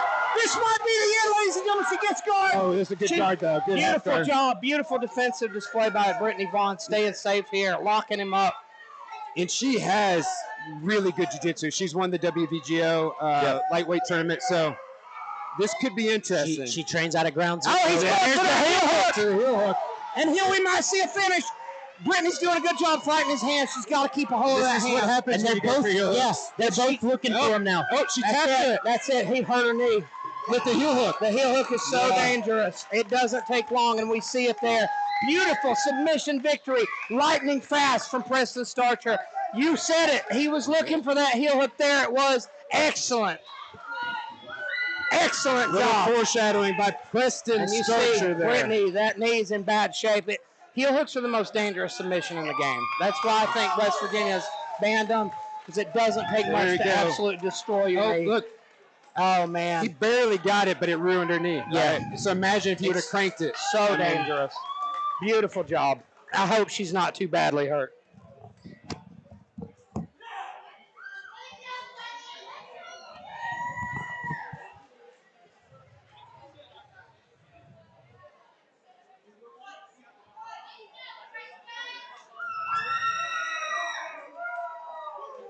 Ladies and gentlemen, the result of this bout at 1 minute 5 seconds. Due to an ankle lock per winner. I am the winner, Preston Starcher.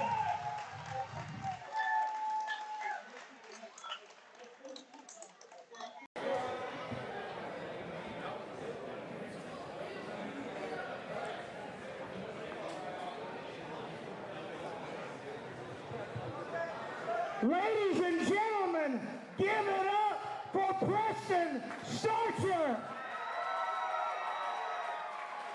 My friend, for people who don't know what happened, some of these people didn't see it. You know, they're not familiar with jiu-jitsu. That was a beautiful, beautiful heel hook. One of the nastiest submissions in the game. Butch Hiles, I was talking to him during the commentary. He said that's something you were hunting for. And man, beautiful job. Talk me through it. Well, I'll tell you what, last time we got stuck in that position, I never even was in a jiu-jitsu room at that time. Now I know jiu-jitsu, I'm almost a blue belt. And everybody in this division, not 145 but 135, oh, they're in trouble. Lucas Cyber beat me last time. All respect to him, but that heel hook will be there on him too. Take a look at this replay right here. There you are setting up that heel hook. You put the pressure on her knee, and it doesn't take long. Such a nasty submission. You see she's injured there too. Man, what a performance, and exactly the opposite of your last fight. Thank you to Jeff. That's my black belt over there. He taught me everything I know, of course. But most importantly, I want to say happy birthday to my sister. Her birthday was yesterday. I love you, Felicity. I love you so much. Ladies and gentlemen, give it up for my friend, the up-and-coming, the surgeon, the submission specialist now, Preston Starcher. And I wanted to give a very special shout out to the little guy in the room. We got a birthday boy in the crowd. He's turning 4 years old. Give it up for Jameson.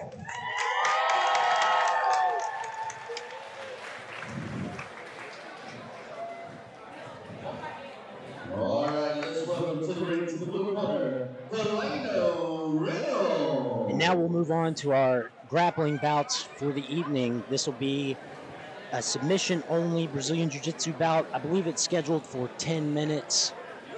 These will be our intermission bouts for the evening.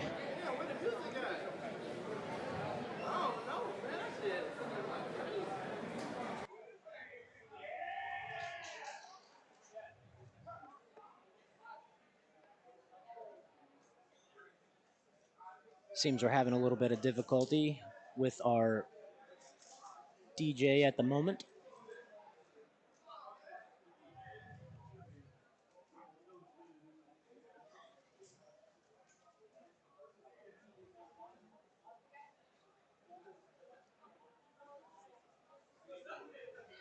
Folks, at this time, we'd like to go ahead and give a shout out to our sponsors once again.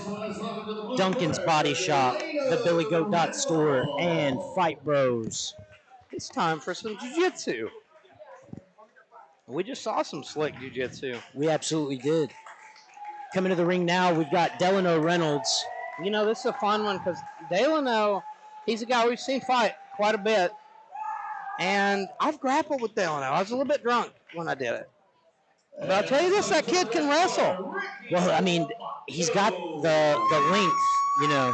If he can grab you up, he's going to be able to sneak one in on you. But this will be the first time that I've ever personally seen Delano grapple, so I'm excited to see what he brings to the table. You know, he surprised me. When we rolled, we were messing around after the Huntington event, and I was like, yeah, let's grapple a little bit. And that kid took me down. Yeah. So I was like, he's legit. He grew up wrestling. He knows how to wrestle. His teammate Hunter Schmokel also I was about to bring up very Schmokel. underrated grappler. Yeah. Actually, funny enough, at the Huntington event, I actually saw Hunter Schmokel and Bad Matt Adams have a little intermittent grappling match. And here we see Ricky Lobato coming into the cage. 6 minutes long. First, let's meet fighting out of the blue corner,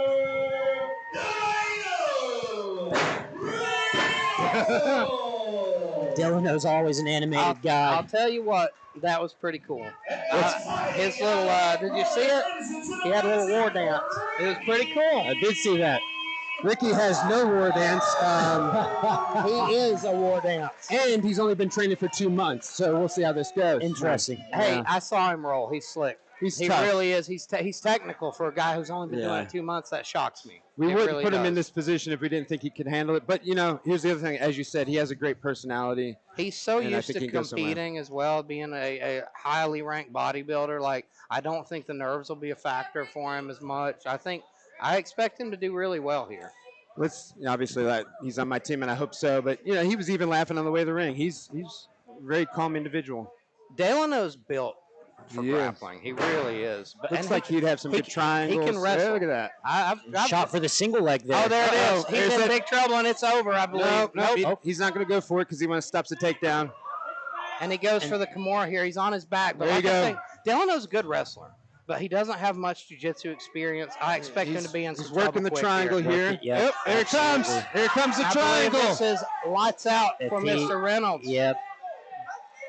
He's not got the angle quite yet. No, if he can he pull doesn't. the shin down, get that angle, It's far from going out. Is he pulling his maybe hook the leg. And this is where just at 2 months, he's going to have some inexperience because if he'd hooked the leg, as you guys said, these are things he doesn't know, right? Yeah.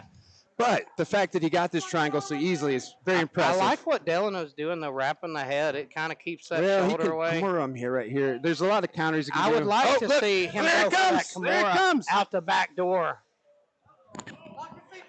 Kimura, Ricky. He's starting to work on that arm now. There it And there's is. the Kimura. It's over. Oh, it's going deep. It's over. It's Oh, deep. it's over. He better We might tap. see a broken He arm better here. tap. Oh, He beautiful. let it go. Nice Let it job. Nice job. Just used it for the sweep.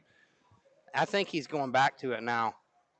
Again, this is where the little bit of experience goes. He doesn't know, like, talking to him a little bit before the fight, I was like, what are you going to do for Mount? He really doesn't have an answer. He doesn't know a lot Well, of no submissions, gi, it's tough with Mount. Yeah. There's not that many options unless you're real good at S mount, And stuff look, like that. Just gave the Mount up like it was nothing. And now he's going to end up on his back.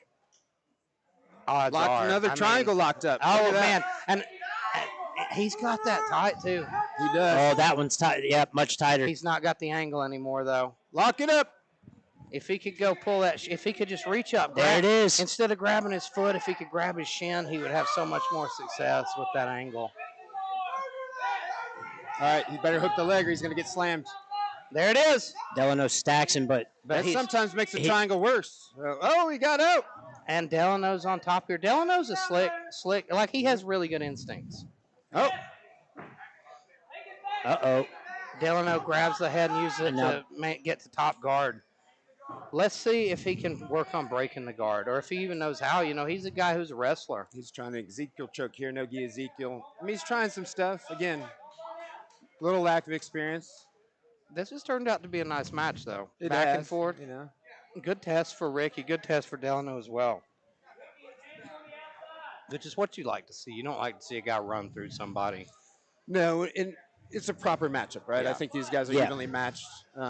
Again, you know, my guy's only been at it 2 months, you know. Which surprises me. It Uh-oh. really Yeah, does. and look at all the submissions he's been running. It's been beautiful, but what he's missing is Oh. lack of experience, right? He's crossing his feet, but he's doing it in a safe way. Well, he's got like Yeah, a weird rear yeah. naked on that shouldn't really exist, but it seems like it's working. almost It's like at His arm was in. It was an arm triangle from the back.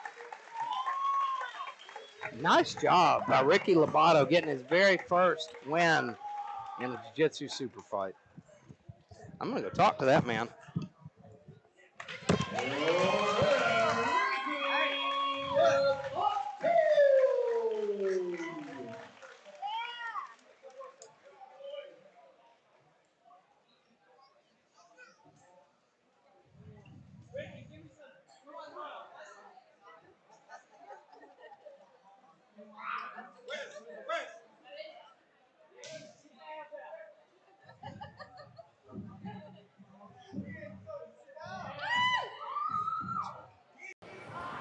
Ladies and gentlemen, give it up for Ricky Lobato.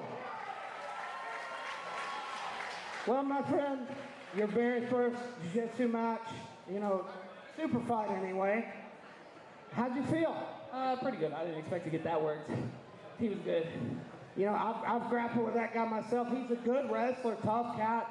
Beautiful test for your first match, and you passed with flying colors. You were the more technical guy in there. Talk us through it. I just try not to burn out. I'm dehydrated. Blame that on dehydration. Let's go let this guy get some water, but first, give it up!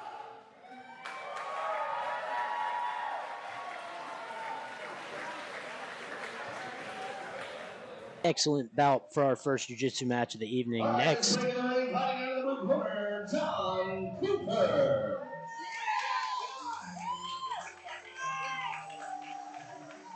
And John Cooper is coming out to some John Cena music, Elijah. Who's coming out? Who's coming out? I can't see him. I don't see him. Where's he at? You know, this is a guy I've grappled with, and he's sick. He really is very slick.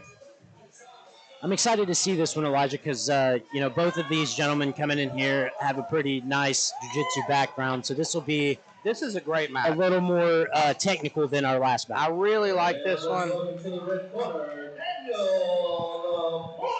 John Cooper is a guy who wants to be a world champion in jiu-jitsu. He takes it super seriously. I interviewed him. He's talking about all these jiu-jitsu matches. Huge fan of Craig Jones. He's a guy who wants to compete in ADCC. He's not interested in doing MMA. He's a true jiu-jitsu practitioner, and he's slick. I really enjoy getting to roll with that guy. And I will say this, during your interview, I learned a lot about him, and his interview is actually kind of scary. Oh, yeah, he scared me. He's an intense guy. Yeah. I thought he didn't like me. I was like, Jesus Christ, he's scary. You're like, I definitely know he didn't like it when I cardio tapped on him. He was like... But yeah, you're like, what got you into jiu-jitsu? And he's like, well, I'm a man. That's what we should do. It's interesting, huh? So both of these guys have won a WBGO tournament. Do you hear what he's coming out to? He's coming out to walk hard. Do it, Cox. Let's do that. Oh, that's nice. Well, John Cooper came out to John Cena. Yeah, that's what we were saying. An interesting couple of walkout songs. Yeah. So what's going to be interesting about this, guys, is I think they're both guard players. I could see them both coming out and sitting down and confusing everybody. I would love to see it. I would love to see them butt scoot towards each other. Well, like we were saying, Butch, this one will be, much more technical than the last one, right? 'Cause Absolutely. both of these guys are, kind of accomplished in the game. John has a beautiful triangle. Yeah. From watching him roll with Ricky, I saw he had, and a couple of other year guys, he has beautiful triangle setups. Looks for him from everywhere. Mounted triangles he seems to like a lot. Yeah, and if you look at the build of both of these guys, they're a little bit lanky, right? And that kind of gives up for yes, exactly. There it what I is. thought, yeah. Right out of the gate, John pulls guard. And the crowd is confused. They always are. There's not a hush. It's kind of a light mumble going on right now. They're like, we have no idea why that guy just sat down. And why is he not getting punched, right? But look, he's walking in. And it looks like he's going to drop back for a leg lock. Yeah, that was interesting. But But look, he dropped to guard, Wow. which is interesting, right? I mean, they kind of don't know what to do, and this is what I thought would happen. They're both guard players, so they're like, they don't know which one, how to get to guard, right? If the other guy's sitting down. This is John's Daniels working to pass. He did the very same thing to me, that knee shield, that Z guard. And it looks like Laporte's starting to sneak past, but John recovers beautifully. And he's got that posture broken. Thinking about an Ezekiel. I was going to say, it looks like he's trying to get sneaky with the Ezekiel there from the bottom. He likes a high guard. There he goes. There's Oh, what a beautiful sweep. Almost like a Mayflower sweep. Gorgeous. He has a, and it's not as popular as it used to be. A full guard, that's in Hoist Gracie day, but man, he has a great full guard or a closed guard that's very accomplished. I mean, you saw it. Hell, it was a nightmare trying to pass his guard. It wore me out. Which was, that all being said, there's nothing like Elijah just getting off work in his jeans and just challenging people in my gym. I love it. The best part about it though was you taking your gi off and letting me wear it. I felt so honored. I was like, what the fuck? So he's setting up a Darce choke here. He didn't get it, obviously. Oh, here it comes again. So he's setting it up kind of weird. He's almost. I thought he was going for like a baseball bat, like a no-gi baseball bat. Yeah, but see, here he comes again. He's trying to trick him, and he's going to slide into Darce. Is that a move he might have started working on with Mr. Hunter? Well, Hunter doesn't want people to know that he's a good Darce choke, so I'm going to say no. I think they might find out tonight. I think so.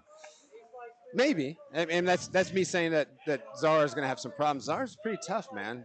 So this. Look, they're both going for some legs. A little break here. Daniel's for people that take top position. Don't watch jiu-jitsu. I know this is very confusing. These are two guys that like to be on the bottom, and they like to get their submissions there. So even when they get on top, it's like they don't know what to do. They have a better bottom game, but they're also, again, John Cooper's probably been at this about a year in a couple months. I think John has a good top game, though. I saw him on top of Ricky. I saw him working his top game. His mount game looked really tight. You know, so does Dan. Obviously, I see John a lot. It's a I'm talking about comfort him, zone but thing. Daniel's tough too. He comes from a great gym with Zach Wiles. Daniel's been going around winning tournaments as well. Absolutely, yeah, and that's the thing. We need to start talking about him. He's well accomplished, great gym. I don't know as much about him. That's why I'm not saying as much, but I do know that he's a champion Zach, and his gym's awesome. I know that he is a lifelong martial artist. Him and his wife Brittany have been training together since they were kids. True. They're karate practitioners and they're very excellent strikers. Just got into jiu-jitsu a couple years ago. Both of them been like hitting the ground running, going to all the tournaments. Like, it's a cool thing to watch. It's a family affair for Mr. Laporte. And I love it, yeah. And they come out and support all the West Virginia tournaments that I run, and I thank them for that. And again, great people. You've got to love people that come from karate and get into like a weird comfort zone, right? Yeah. Because you don't see that a lot. A lot of people go to karate and then they just say that That's all everything they're gonna else do. is not good. Yeah. Right? There's this big war that's went on between traditional martial arts and jiu-jitsu for a long time. And it doesn't make sense, right? No, it's all combat. Like, it's different facets of the same. It's different sides of the same coin. Yeah. And see, like John could take top position here and he's not taking it, but it is. He's going for calf crush. He's got it's it. nasty. Right there. It's nasty. Yeah, And that's he it. finished it. Beautiful. So nobody knows what happens but us. But that was a calf slice. Calf slice. Yeah. One of the most painful submissions in the sport. And that's why it was so fast. Let's go talk to John Cooper. John Cooper! Yell at him, John! John didn't realize he was going to be interviewed. He was getting out of there. It's all business, huh? Came, did my job, and I'm going home. He's out. He was trying to make a quick exit. John Cooper.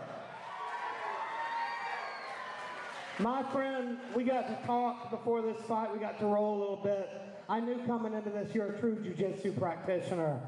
But that was a beautiful setup for that calf slicer. Talk me through it. Well, he just didn't want to really engage me. And I knew he wanted to keep falling back on the legs, and he kept giving me that easy entry. So I took it. He did a really good job defending my mount, stripping my gift wrap. Most people can't do that. And he got it away, he got safe. But he gave me his leg, and I took it. So tell me, we talked about this before. You love jiu-jitsu, that's your passion. So what's next for you? More of this, bigger and better. This is all I'm about. This is all I want. This is all I'm made for. It's jiu-jitsu. Ladies and gentlemen, give it up for a scary man, John Cooper.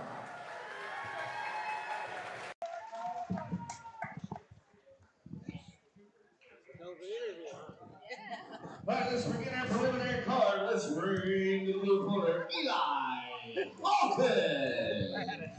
And we're chugging right along, moving on to our next MMA bout. What a post-fight interview from John Cooper. This is what I was made for. This is jiu-jitsu. That used to be in a movie. Yeah. He looked you dead in the eye. he was intense. Jiu-jitsu. What an man. That was perfect. That's beautiful. We need this guy on the mic more. Yes. He reminds me, you know what he reminds me of is Matt Brown. Matt Brown, when he was on The Ultimate Fighter, when he was on that season of The Ultimate Fighter, all his housemates on there were like, he'll be real quiet most of the time, and then something will come out of his mouth that is just so badass. Then they're like, yeah, it's like he's made out of railroad ties.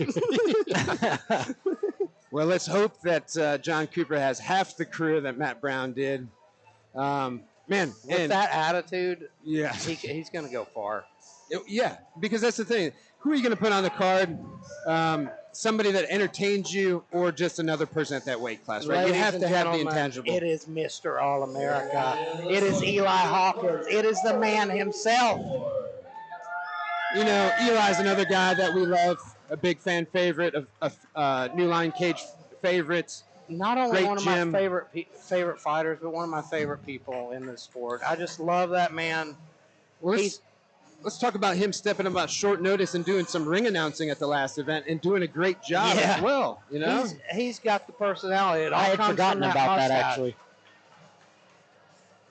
And we see Cole Ward here. Cole Ward is coming off a beautiful victory over Eric Mon. Oh, yeah, we know how tough Eric is, huh? He was losing that fight, getting dominated, got knocked down, and it looked like it was over.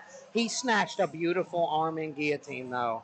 Last 30 seconds. Perfectly. Which, you know, Butch, that's a choke that's kind of complicated. It is. A lot of guys do it wrong at first. So, and let me tell you, I talked to Colin a little bit before this, before the event, and one of the things they said they're working on with Eli is he has, they don't think his cardio goes bad, but they think he has a big adrenaline dump. Definitely. You can see it in all of his fights. If you watch Eli, he'll have a strong first round, and then you see him kind of gas. And I don't even think it's a physical thing. The guy's in great shape. I think it's more mental aspect of it. You can tell this, like fighting, like it affects Eli differently.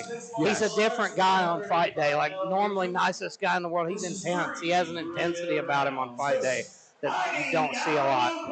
He's a veteran of 7 fights. He weighed in at 178 pounds from Morgantown, West Virginia, Eli Hawkins. And I'll tell you this, talking to Eli before this fight, I've never seen him hungrier. I think he's had a lot of losses. He looks intense. That disappointed him, and like his career's not been what he wanted. He wants to go on a streak. Well, look, and he has a lot to live up to. He comes from a great gym, and that's the great thing about being at a great gym, right? Is if your teammates are winning and you're not, it puts a lot of pressure on you. Well, that's something that Denzel Chapman talked to me about. He used to be a training partner of Eli's, and he said that being a coach there and all these people at the gym expect so much out of him, it takes its toll on him mentally. You know, it's tough. It makes fighting tougher. Eli's one of the most driven guys I've ever seen, and I'm so excited every time he steps in here. Well, and that's interesting. He is the striking coach of Ground Zero Morgantown. And that being said, Ground Zero Morgantown is known for their jiu-jitsu. So, man, he has all the tools that you can have. Look at that Beautiful inside kick right there. Oh! Yeah. And these are check left. But now he's going to get taken down here maybe. Cole doesn't have his hands together. Eli does a good job getting that neck. It's a pretty and good he's digging for that guillotine. He might be in trouble. He's wincing here. Yeah. Beautiful knee to the body. From Eli Hawkins. Eli Hawkins needs to start digging for that underhook and turning him around. Yeah, slight mistake there, but they're Cole both working doing on well. it. Yeah, Eli's Pushing him up against the and this cage is and the not thing. allowing anything. See, Cole, look at him. He's got that deep under. Look at that. Cole's been training with Figure 4 Fight Academy, and that's my old gym. Those are the guys that taught me jiu-jitsu. They know what they're doing. Eli working here for a Kimura grip, though, starting to peel that arm off. But And now we see Cole dropping Cole's down for getting the deep single. on that, but here comes that Kimura trap. And Some Eli's shots, though. punishing him as well. Yeah, no shots And he hurt. ends up on top, and Eli has vicious ground and Oh, pound. he did. That folded him over. You Those can shots see- hurt. This ground and pound is going to gosh. be nasty here from Eli Hawkins, and he has 1 and 39 seconds to work. What a great reversal from a takedown that looked inevitable. Yeah. It definitely looked like that first shot was deep. And for him to recover from that, And he looked calm. that's He where looked Eli has seasoned. struggled. Like Yeah. Eli, when he ends up on his back, we've seen him struggle. But there he did a And it great looks like job he staying might away be from trying to that. work a choke here. He is hunting the arm triangle, but now he's posturing up. He's going to He's high on the chest. he's I think gonna we're going to start see some punishing ground him. and pound here. He's gift wrapping that arm. I believe he's trying to trap that arm. He's got it gift wrapped now. We saw his teammate Czar Parrish do the very same thing to Cole Ward. Cole got stopped this way by Oh, Czar. look at those forearms and elbows. Cole got trapped exactly in this spot by Yeah. Czar Parrish. It's so strange. And rolling over a little bit to his right, that's going to give up an arm triangle, so he's got to be careful. Eli's doing everything, jiu-jitsu perfectly. Either way, you're in trouble. You give up your Yes. back or you give up the arm triangle. It's a dangerous spot to be in, and Eli is Eli's just picking those shots. methodical so that he doesn't gas if this goes through this round. But Cole is giving everything he's got to get out of that bad spot. Eli's thinking about the arm bar. He is. And look at the way we're here. We're in Here it something is. called Here's the arm. S-mount. Well, I think he wants to punish him. He's not even going for the armbar, but you're right. It would be a perfect armbar. He's in what we call S-mount, or was briefly. Now he's in high mount. I think he was looking for him. He's to going start back to the gift reaching. wrap you mentioned. There it is, a Yeah. trap, and now And he'll he's- punish him He's for going to these show last it to 10 you, but seconds. yeah, here it comes. Bang, Boom. bang, bang. Foreshadowing. Oh, you're lucky, or he's lucky. There's only 10 So seconds. close. Cole's beat up though. Yeah. What a round by Eli. That was look We at the have eyeball. seen Cole take a beating before, Yeah. though, from Eric Mon, and we And saw him come back. Yeah, he's never out. Cole needs to take I down. don't know. Cole shaking his head though. I think he's wanting to quit if he didn't quit. I believe. I think it's over here. that's Yeah, I it. think he quit. And TKO victory for Eli Hawkins. Cole knew it was just he was He overmatched. did. He there. did. Look, and don't give him a hard time for quitting. He was in a bad spot. I think he knew that he didn't have much to offer there, and sometimes that's the best way to go. Absolutely. Well, this was a Why- fight. Like Cole knew he was fighting a guy that's tougher than anybody he's ever faced. Absolutely. Took a lot of guts to come in here, and man, he had a moment there where it looked like he was going to get Eli on his back. Yeah, if he would have got the takedown, could have been a different fight. Absolutely. Yeah. I wish he would have came out for that second, because man, you never know. Agree, and that's what you need to know. Like he might go home now and never know. Like it might hurt him, might haunt him. Eli Hawkins, that's the man. I'm going to go talk to that fella. At 2 minutes, 59 seconds of the first round. Your winner by referee stoppage due to strikes, TKO. Your winner in the blue corner, Eli Hawkins.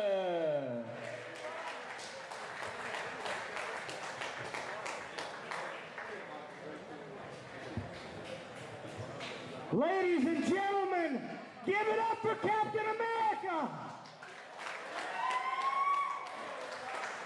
Ladies and gentlemen, my friend Eli Hawkins, beautiful performance. Man, this is the hungriest I've ever seen you.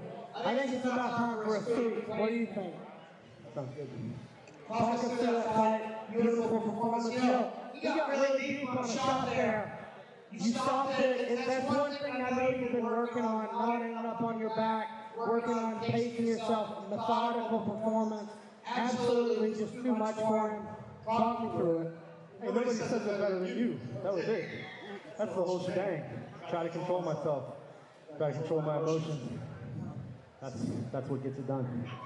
So, you've had ups and downs in your fighting career. I think it's something that you're not happy about. So what's next for you? What's the plan? I'm going to go back to the gym and start training again on Monday. We'll open the mat up tomorrow at Bridgeport. We'll go back to Morgantown. Full schedule next week. I don't know about you guys, but I think I'm ready to see an Eli Hawkins title run. Let's hear it. Give it up for my friend and yours, Eli Hawkins. Hey, I miss my wife and my family, Sarah, Ash, Lily, Norm, Fred. I love you. I'll be home soon. I love you too, Sarah. Well, you know, that's the other thing I like about these gyms that we know is not only is the people well skilled, but they're well spoken and Absolutely. really good people. Yeah. Right? I have met more good people through combat sports than any other thing that I can think of. That's bring to the blue corner, Darius Johnston. Oh my God! It's time for Rex. So Elijah, there, I believe. Is that your first kiss with a man? No way. I kiss all my friends. Yeah. You gotta love Eli, man. It's what a great guy. He's a scholar and a gentleman. Yes. But right now, I got to talk about my boy Rex White. Well, first, let's talk about Darius. Darius, man, I'm going to say it. I'm going to be biased in this because Rex is my protege. Does Rex kiss you like Eli? Oh, we've kissed many times. You definitely want to get kissed by a 6'9" giant. You feel so warm inside. So here we go. Darius trains out of Toledo, Ohio with William Myers, Delano Reynolds, Hunter Schmokel. And he's the guy, it's his first fight ever. Same thing with Rex. We don't know much about Darius other than he's training with William up there in Toledo. Those guys always come to fight. They're always game. But he's got a tough test ahead of him. I can tell you that because Rex got started with me at my gym about 2 years ago. And when he started, he weighed over 600 pounds. Wow. And that's why he got into it for weight loss. He told me, he said, I'll never fight. He said, I'll never fight because he dealt with so much. He was very self-conscious about his size. He's a giant dude, though. He's 6'9", wears size 21 shoes. Only man to ever drop me. He's got more power than I've ever really seen. Keith No in the broadcast here, ladies and gentlemen. The president himself. You the man, son. That was my message from. Yeah, and Cece's on the camera. So anyway, are you excited about Rex White?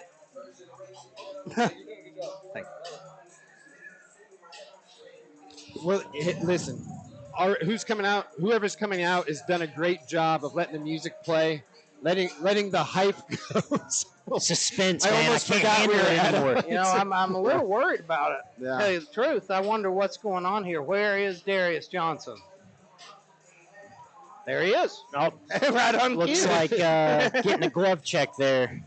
So, Darius Johnson's the one that lost 600 pounds? No. Okay. No, he lost 600 pounds. No, I just wanted. He weighed 800 pounds when he started this sport. I mean, no, Rex White, one of the underdogs, one of those guys from my gym. He took over my gym after I ended up, moving away. Listen, Elijah, it will always be your gym. That's the Nobody thing. can take that from I you. am the Tyler Durden of Underdog Fight Academy. Which means basically you were just in there punching yourself. Well, that's what my gym Yeah. was, man. It turned into Fight Club. We sparred. We had a lot of talented guys, but we just go in there and have fun. And that was the thing. Rex had a trial by fire. He started off with no experience, sparring guys that were very dangerous, and he's become obsessed. He's going all over the place training. He trains with Tucker Lambert a lot. But right now he's been training mainly with Heathen Clan Combat, Thorin Hensley.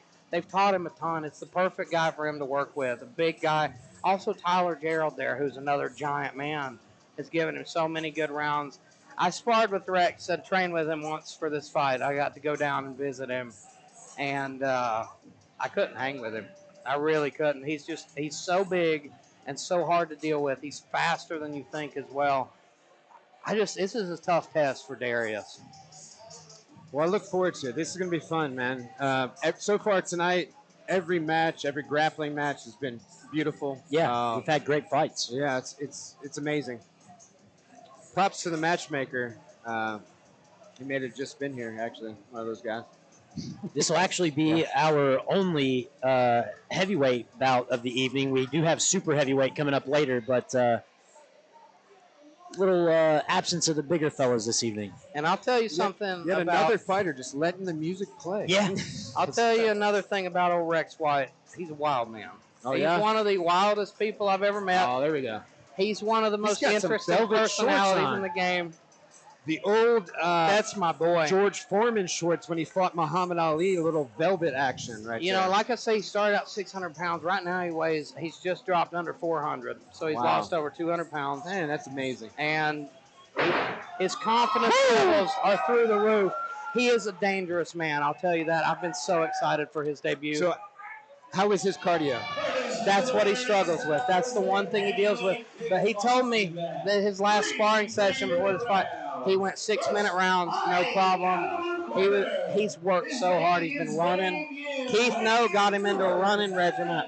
He was doing it every day. He showed me a picture of his physical transformation just since this fight camp started. He's packed on a bunch of muscle mass. Awesome. He's taken it very seriously. And another thing we always say, man, this sport is good not only mentally but physically. Like, he's lost 200 pounds. He's a changed person. People don't think that can happen through fighting, but it is happening. Oh, absolutely. Rex, and that in and of itself is a huge confidence booster. Big you know? Buddha. Big Buddha. Big Buddha. I love it. I'm going to venture the Big Buddha's not wearing a cup. I think I see his balls. That's going to be his favorite part of this commentary. Yes. Oh, man. And here we go. Well, let's hope that doesn't come back to haunt him. Rex, it's already haunting me. Rex but, really wanted to pace himself here, be methodical. Oh, wow. Nice one, too, from Darius. Rex eats it, and oh, man, there comes that big right. Heat. Nice low kick. They made an agreement before this fight not to kick, and here comes Darius out of the gate throwing a low kick. Look at that sneaky jab, man. Like, as you said, big man, little deceiving, but he's got a nice jab. Power. Nice.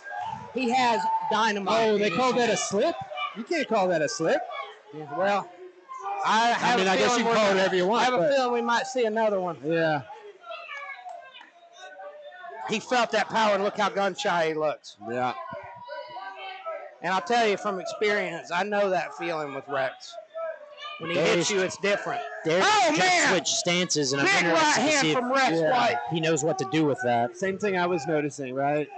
Darius's best chance in this fight is to low kick Rex. Rex has never dealt with kicks. He's never trained kicks, never worked on any kicks in this fight. Yeah, every time he gets kicked, he gets a little gun Rex shy. wants to be a boxer. That's his goal. They only did kickboxing. Oh, look at that! That's my boy! That's my boy right there! That's a knockdown. That was a knockdown. That's 100% a knockdown. If you get And hit with a punch. Here comes another one. This is a slaughter. Listen, that is, I don't know about that. This ref definitely missed. Yeah, I was at going to least say, one. what are we doing about these counts? Yeah, come on now. And I'm not rooting for anybody, but when you get punched and you fall down, you've got to look at that being a knockdown. Yeah. I don't care if you don't think it was a great punch or not. Rex It is is what it is. walking him down right now. You see Darius overextending on his punches. That's how he's going to get countered. When the confidence is growing, right? Oh, yeah. A minute left, too. These Look at are that. long rounds. Another knockdown. And he still rules it a slip. What is he doing? What are you doing? Yeah, I don't know. I'm just going to leave it at that. Just leave it at that. That was 3 knockdowns he missed. 100%. Even if you count one of the 3, right? I mean, something was a knockdown right there. Jacob Ray. Well, here we go. We're going to see training some of these partner in the shots. corner yelling. He's so scared of Look you. at that. That one was a, Let's see that one again. drop. Let's see that one Let's again. take a look at these 3 clean knockdowns that the ref somehow didn't see. Right hand in this one. Boom! That is a knockdown. If you get hit with the right hand to your temple and you fall down, that is a knockdown. I know one of them, I heard him tell him he called it a push. That's a left knockdown. Yeah, that's a left hook The knockdown. last one I could see being a push. Exactly. Because at the end, he kind of did do That a is a pushing left motion. hook Yeah. knockdown. This one I could see a push. Yeah, that's a push. That you could call a push. But yeah, the other two were clear as day. This should be Here we go for round 2. I have a feeling It's this an is 8 going to round. be a very, very bad round for Darius. Rex is confident now. He looks not gassed at all. He looks fired up, ready to go. He knows that this guy can't take his power. And here's the thing. The only reason I'm being a little bit critical of the referees because these things can go back and haunt fighters. If something happens in this round and all of a sudden we go to the distance, they didn't count those takedowns. Nice that low could kick change from the whole fight. Darius. you know? Oh, man, he's going to get hammered, though, going for those low kicks like that.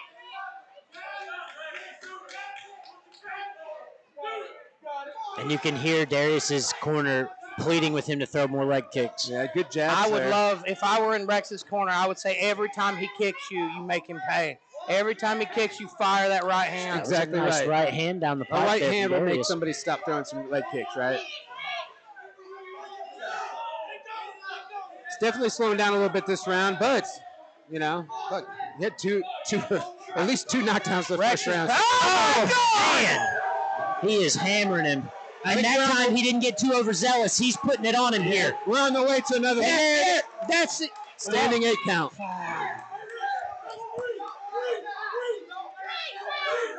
Hey!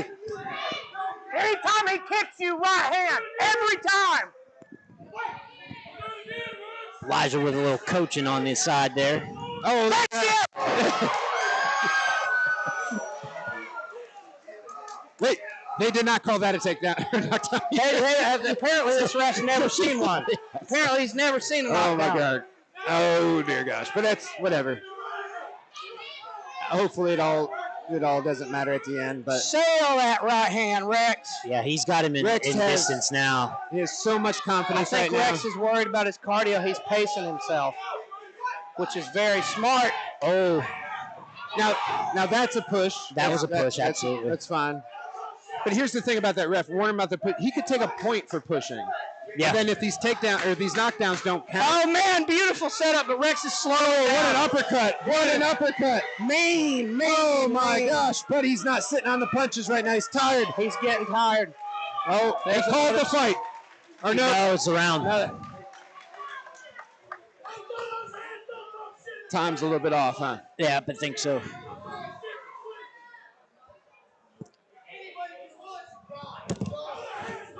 Rex looking good, man. What a fight. Yeah.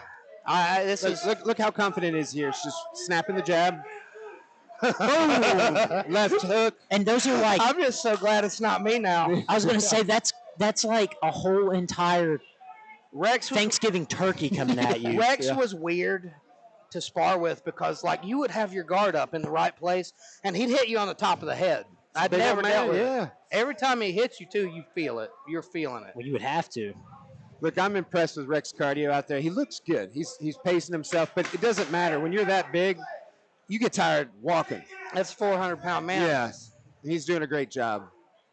And look, for that matter, Darius is doing great too, man. You know, Darius is a little bit overmatched here. He looks a little bit nervous.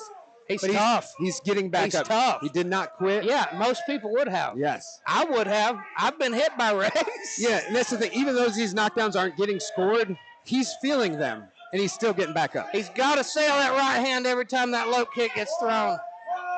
Let's see if he remembers your advice. Looks like he's setting it up. He's like, kick me so I can punch you, right? Rex is starting to get tired, though. You can definitely see him slowing down. This is something he was the biggest thing he's worried about. You know, I'm not a fan of some people switching their stance. Rex switched his stance a little bit. I'm glad he went back. Just because you can doesn't mean you should. I would still like to see him. Oh, he's shuffled. Oh, he's shuffled by Rex. He's getting crazy. Rex is all over him right now. Yeah. It's like getting mauled by a bear. Yeah, it really is. You know what? Here's the thing. I've been critical of the ref, but these are good standing eights. He's doing a good job there. This ref doesn't believe in knockdown. No. I know I mean, I guess he's thinking they're pushes, but they're not. We have the ability of this replay. Well, you know, and then to give him credit, it's so hard to see him there. Like, it's so hard to see everything. Oh, look at this double jab there. That's very nice. Rex is slick. He's technical. He really is a technical fighter. He's gotten a little wild a couple times, but he smelled blood. Yes, yeah. And I think he got wild at the right moments as well. Yes. And he's like he's slowing down when he needs to. He's pacing himself. Rex is fighting a smart fight and a calm fight. You know, and I just thought too, I can't really remember Rex getting punched other than a couple leg kicks. Has he gotten hit? First moment of the fight, he took a 1-2. That's it. Oh, what another uppercut right there. Look at that. Another uppercut. Oh, another one. You can argue you could call this fight at this point. Yeah, that should be 3 standing 8 counts now, along with 3 knockdowns. Yeah. But Rex put in some work. Yeah. 10 seconds left in this one. Rex tells him to come on to the middle. And that's it. Good job, guys.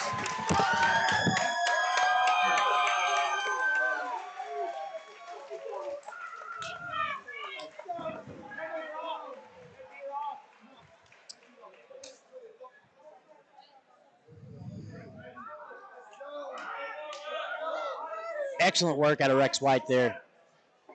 I don't know if the crowd knows what to think about this fight. They're a little bit quiet, aren't they? I'm not sure that they do either. Yeah. But it's good seeing Elijah happy for his teammate there. I know it's hard not to yell, even when you're commentating. It's hard not to be biased. I can say that myself. Yeah. All of us, right? Yeah. All right, ladies and gentlemen, your winner of the bout by unanimous decision, fighting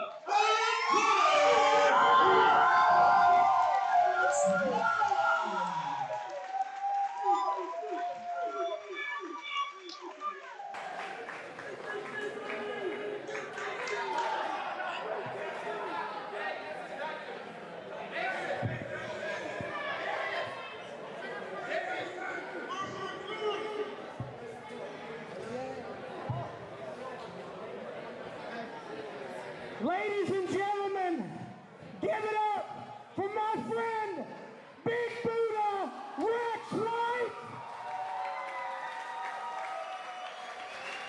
Rex, this has been a moment I've been waiting for a long time. We started training together about 2 years ago.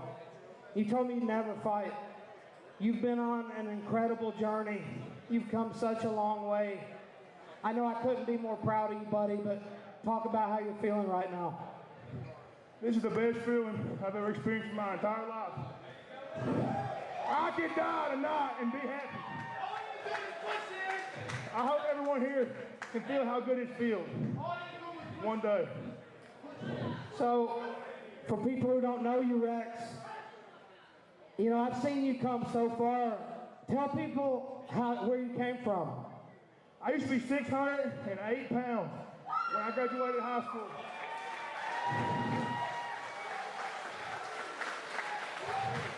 Since I started fighting, I've lost 230 pounds.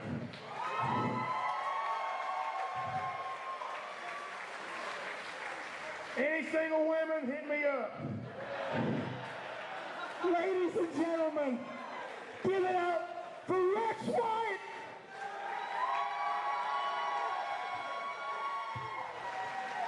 Excellent post-fight interview, if I do say so myself. It was very good. I'm still. It's awesome to see somebody come through so much adversity and be able to get in there and test themselves and live out their dream. Well, quite frankly, there's a theme here. You know, Elijah knows most of these guys, as do you, but if we break it down, a lot of these guys have overcome some kind of adversity, whether it's drugs, whether it's overweight, whether it's this or that. And this is what it's taken to find purpose. Yeah. And put them on the right path. And I think there's a beauty in that. Yeah, absolutely. I knew I was going to cry. Yeah. Hey, it was a beautiful moment, man. That's a big deal. Well, like, to know Rex and to know what he's been through to get here, to know how self-conscious he was, like, he said, like, he was so adamant. He's, I'll never fight. Yeah. He's like, I don't want all these people to see me, see how heavy I am. What a beautiful thing, right? And he's overcome that. And he's got something to be proud of. And hell, that if he never fights again, it's beautiful. It was an inspiring moment. Absolutely. And just from a guy I love. Like, I've seen him at the very bottom. I've seen him going through so much. And to see him so confident now and so happy, and he's got so many people around him that love him. Like, he's become a huge personality here at New Line. Everybody knows Rex. Everybody loves Rex.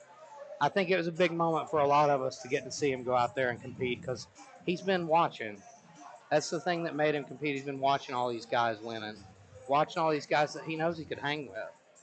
And he finally did it. Yep. He did it. That's what it's all about. Well, boys, let's take this time to thank our sponsors tonight, Duncan's Body Shop, the BillyGoat Store, and Fight Bros. Thank you all so much for sponsoring this event. And, guys, this is one of the fights that I'm most excited for on this card. It's definitely a great fight. Mitchell Vaughn is a guy we've been trying to match for probably over a year now. Hard to find a fight for him. It's hard to find good flyweights here locally. I will say I've gotten the privilege to watch Mitch a couple of times fight over at ECC Cage Fighting, and Mitch is a very well-rounded fighter. He actually fought up, like you were saying, it's hard to find flyweights. He fought up at 135 pounds for them and saw some decent success. He was in a hell of a fight in his last one out against Jimmy Fadfom. He actually dropped Jimmy in the second round with a huge knee. Jimmy was able to overcome the adversity and come back and get the W, but Mitch has been sitting out since then. We've not seen Mitch back in the cage since I think September was his last fight, and he's been having canceled fight after canceled fight, and he's itching to get back in there. And, he's found a very game opponent in Stephen McGrew. You want to talk about somebody who's been through adversity, it's Stephen McGrew. Stephen McGrew, we've not seen him in a while. We saw him and his brother at New Line a few years ago. Brother Shane, very talented guy. Stephen always was there for him, but they disappeared for a while, and the reason why is Stephen McGrew started dealing with addiction. He got hooked on heroin. Yes. And he's overcome that now, and here he is coming back stronger. Dealt with a brain injury, dealt with all kinds of stuff. Underdog story, Cinderella story for Stephen McGrew. And here he is, and he looks in great shape, very game against a very tough opponent in Mitchell Vaughn. Yes, before this fight, I was talking to his coach, Jeff Frieden. Learned the same information that's why he disappeared. He had a little bit of a drug problem, and again, that's what we just talked about. That now he has a purpose. He's coming here. Let me ask you this: was his brother his twin brother? I believe so. So they used to show up at my gym every now and then with their coach Jeff. I haven't seen him in years. And I think Steven's training at Category 5 in Hurricane now. I just want to give them a shout out. I've heard that's an excellent gym. Absolutely. Eric Kuhn, that I don't know if you guys on that last card trains out of there. saw any of the build-up online before this fight, but there was a lot of smack talk, a lot of trash talk between these two guys. Here And they Mitch, come out. Mitch asked if he wanted to touch gloves, and Steve said no. Oh, he threw an axe kick, which is not a good move. Beautiful. But he might end up in a triangle. Mitch puts him right on his back. But Mitch did a great job stuffing that leg down, passing to half guard. He's got the underhook on his half guard, though. Mitchell's wrapping up the neck. Which is kind of pointless in half guard top. I think it's more for control than anything here. It He's is. just trying to keep him down. It's keep him working, locked though, down. because Steven's got some opportunities to come into dogfight position, grab the leg, and come out to the side, and he's not. Mitchell could have got that underhook a couple of times. Yeah, well, look at that. He could go for deep half here. He's kind of doing it, but kind of not. I'd love to see him pop back to his feet. I will say that he could go out the back door, I think, and head to his feet. Exactly. Mitch has. It's there. Mitch he just maybe doesn't know that he quite is. Look, now we got Steve McGrew trying to. Oh, big knee from Mitch. Barely grazed him. Steve McGrew. I mean, Steven's throwing some lazy stuff. That was awful. Take down there from Mitch, but he ends up in full guard. I think you can see Mitch is definitely And now you can see McGrew is trying to work. Nice high guard, a little rubber guard. Yeah, right there. rubber guard going. Haven't seen rubber guard in a while, but he let it go. Mitch has got his neck stacked up against the cage there. He's got his arm in a dangerous spot. Now he gets it out of there. But I do know Steven's coach, Jeff, does do some rubber guard every now and then, and that looked like he was doing a little bit. But this high guard is good. Like, if he rotated off to his left. His head being trapped against the cage makes it a lot tougher. Look, but he's coming out. Look, he There can we get an go. arm He here. cuts that angle. There he goes. There he goes. He's going for the triangle setup. He can do a triangle here. He can have an arm bar here. As you said, the cage is a little bit of a problem. See, if he would bring that leg over the head and go for the arm bar instead of the triangle, he'd have a better shot. He's almost in like that rubber guard, like mission control spot. And now Mitch takes his back. And he's in a dangerous place right here. And Steve McGrew trying to walk. He might not be under the chin, but this is a bad spot. This is the same spot we saw Ricky Lovato in, and he finished the fight here. I would like to see him get a gable grip and start cranking. I think he's that. going to Mitch is cranking. Oh, he's going to tap. Mitch is cranking. Nasty neck crank. Yeah, exactly. We call this the exorcist. Between us guys, Mitch told him, he said, you'll have to give your blue belt back when I take your neck. That's the thing about neck cranks. Like, tough guys can hang tough in them for a while. It's a pain compliance sort of thing, but man, it's nasty. He is getting cranking the crap out of that. And you can see Mitch is putting a lot into it. We've got about 30 seconds left, and I think he might survive the round here. Let's see if he does survive. It's making it. He should go mount Mitch right is here. going mount. Yeah. Beautiful job. He didn't quite get it. He really, his defensive, Steven's defensive guard was pretty good there. He kept him from getting full mount. He's in that like quarter guard. Exactly, three-quarter mount. And some shots now coming from Mitch. Oh, he screwed up now. He got lucky. That's the end of the first round, where I would say it's clear-cut Mitchell Vaughn. I would argue if that fight went another 30 seconds, he might have been in trouble too. Yeah, that neck crank was deep. You could see the color changing in Steve's face. It shows Steve's grit, though. He's a gritty guy to hang tough in a neck crank that tight. This is going to be the most important part of the fight. Who makes the adjustments here? There was a little bit of a wild first round, so we'll see who settles in. I would argue it doesn't matter. It's hard to tell who had the better skill level that way because it was so wild, right? Yeah. I mean, obviously. It's flyweights. You know you're going to see a crazy pace. Yeah. So Oh, that fight absolutely. so far, it's been an insane pace. Yeah, and obviously Mitchell got the best of him that round, but Mitchell's breathing hard he over is. there in the But corner. he works hard. Yeah. But I will say this: if I was in Mitchell's shoes, at being 230 pounds, I probably wouldn't get off the stool right there. So, that was if a you're lot in of work. Mitchell's corner here, if you're Zach Wiles, what are you telling him?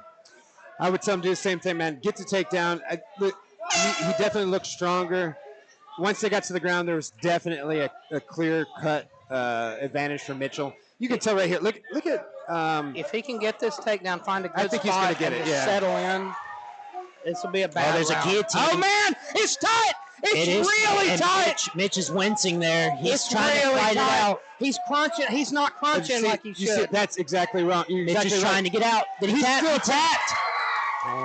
Man, Steve McGrew. Some guys have a sick squeeze there and they can still get it. Yeah, he should have crunched Yeah. it extended, but he still got it. That's my favorite choke. I love that arm and guillotine. Props to Steven. Beautiful job. What a comeback. And he's had a hell of a comeback in life as well. He did well, and that's a great metaphor, analogy for exactly what happened in his life, right? He took a beating that first round and then came back. Yeah, I'm gonna go talk to that young man. That was a great way to put that, Butch.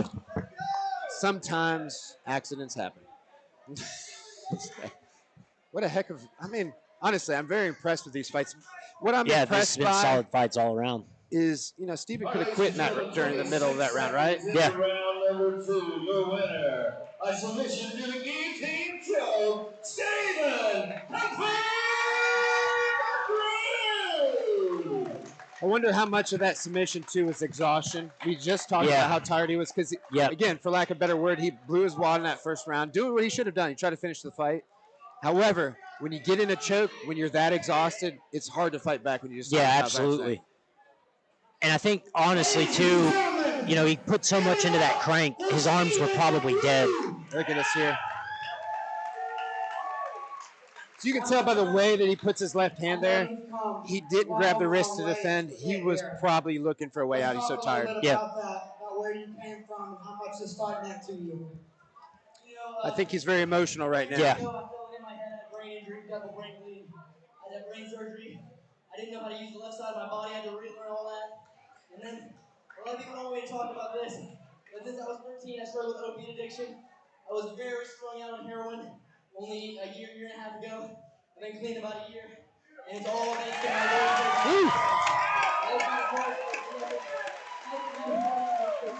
Lord. That's what you like to hear, huh? Absolutely.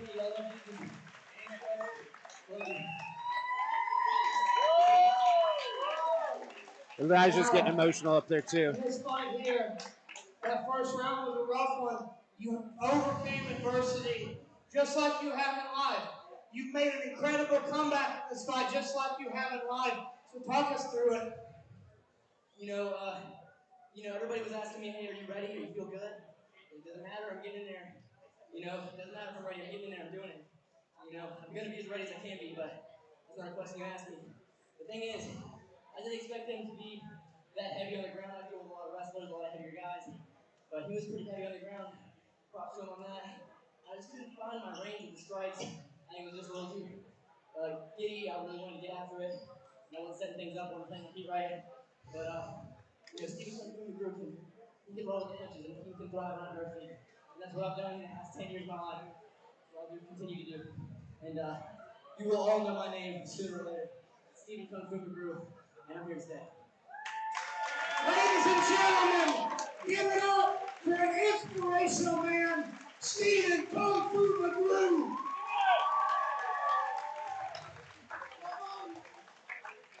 What an interview. I like seeing the emotion there from Steven. I like the realness. This entire card has been full of stuff like that, and it's really cool to see. I mean, and that, not to toot our own horn here, but that's kind of what Fight Bros is about, right? It's the camaraderie that combat sports can bring out of you. And like I said before, I've met so many good people through this sport, and to hear stories like Rex and Steve McGrew, I mean, it's amazing. Yeah. How did you feel out there, Elijah? Did that make you did that make you emotional? I mean, I felt emotional watching his face there. Well, you can see that moment meant so much to him. Yes. He's came back from so much. There are so many people that probably counted him out, wrote him off as an addict, wrote him off as, I don't know. It's just something else to see a guy like that overcome adversity and then inspire so many people, find faith in it, find a way to get through that darkness, which you see with a lot of fighters. Most guys are in here because it's a weird sport. It's a sport that it's not a normal thing to do this. But it's also not normal if you're a little old lady and you're telling this little old lady, hey, through this sport, this guy's going to get off drugs. He's going to change his life. And he's going to do it by punching other people in the face. It wouldn't make sense. It doesn't make sense. But this is part of being a man. You put yourself through like John Cooper himself said. Absolutely. You put yourself through the fire. You do something that's difficult. You do something that's scary, and it makes you stronger. You bite off a little more than you can chew sometimes in life, and that's what these guys are doing. They're putting themselves in danger, and danger makes you feel alive. And that's why they inspire us. And I hope they keep inspiring people, man. If one person hears this and changes their life, then it's a big deal. Exactly. And here we have Delano Reynolds' second grappling bout of the Delano evening. can wrestle. And you can just tell by some of the movements right out of the gate there, you know, that slide on the knee. This is his second grappling match of the night. He's definitely changed. Whoa, look at that shot. That was a nice double leg takedown there from Delano. Oh my God, he's caught. He is caught. And he is probably not going to He's get out of caught. He tapped. He tapped. Wow. Austin Runyon with a beautiful guillotine. Power guillotine. Tough. Surprises me. I didn't know Austin Runyon had any jiu-jitsu experience. That looked great. Beautiful. Jumped on it. Look how excited he is. I'm happy. Jumped for him. on it. Excellent.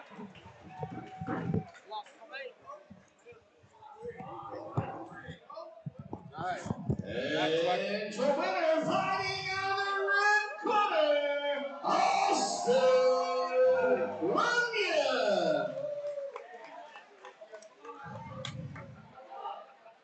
My man, Austin Runyon, give it up for this guy. I didn't know you had jiu-jitsu Like that, my friend. That was a beautiful, beautiful power guillotine. Talk me through it. He kind of went for the takedown underneath my head, my arm, and I just kind of, it just slipped right in there, kind of. I want you to tell me where the hell you learned that. The Army probably. I've been about best, or I did jiu-jitsu in middle school. See, that surprised me, man. You know, I didn't know you had a jiu-jitsu background at all. You jumped on that choke so perfect. It was great. Beautiful job. Give it up. Austin Runyon, surprising me.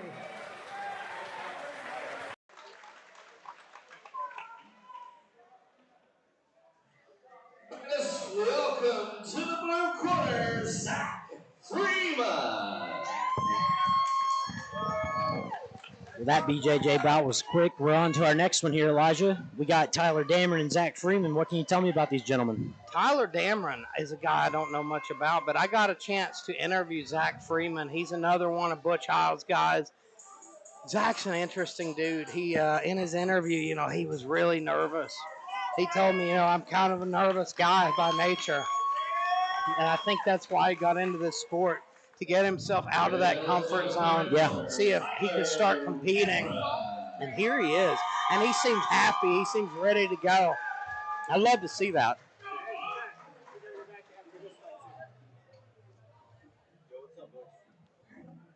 What's up, buddy? How are you? You're good? Well, thank you. You look good as always. Yeah. All dressed up. Nobody's saying it's bullshit.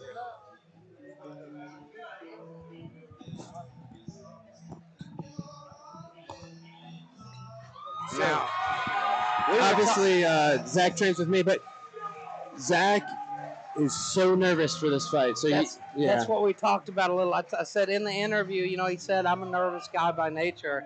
You know, he's nervous for the interview, nervous for the fight, but I think that's why he got into the sport, to get out of his comfort zone, to test himself.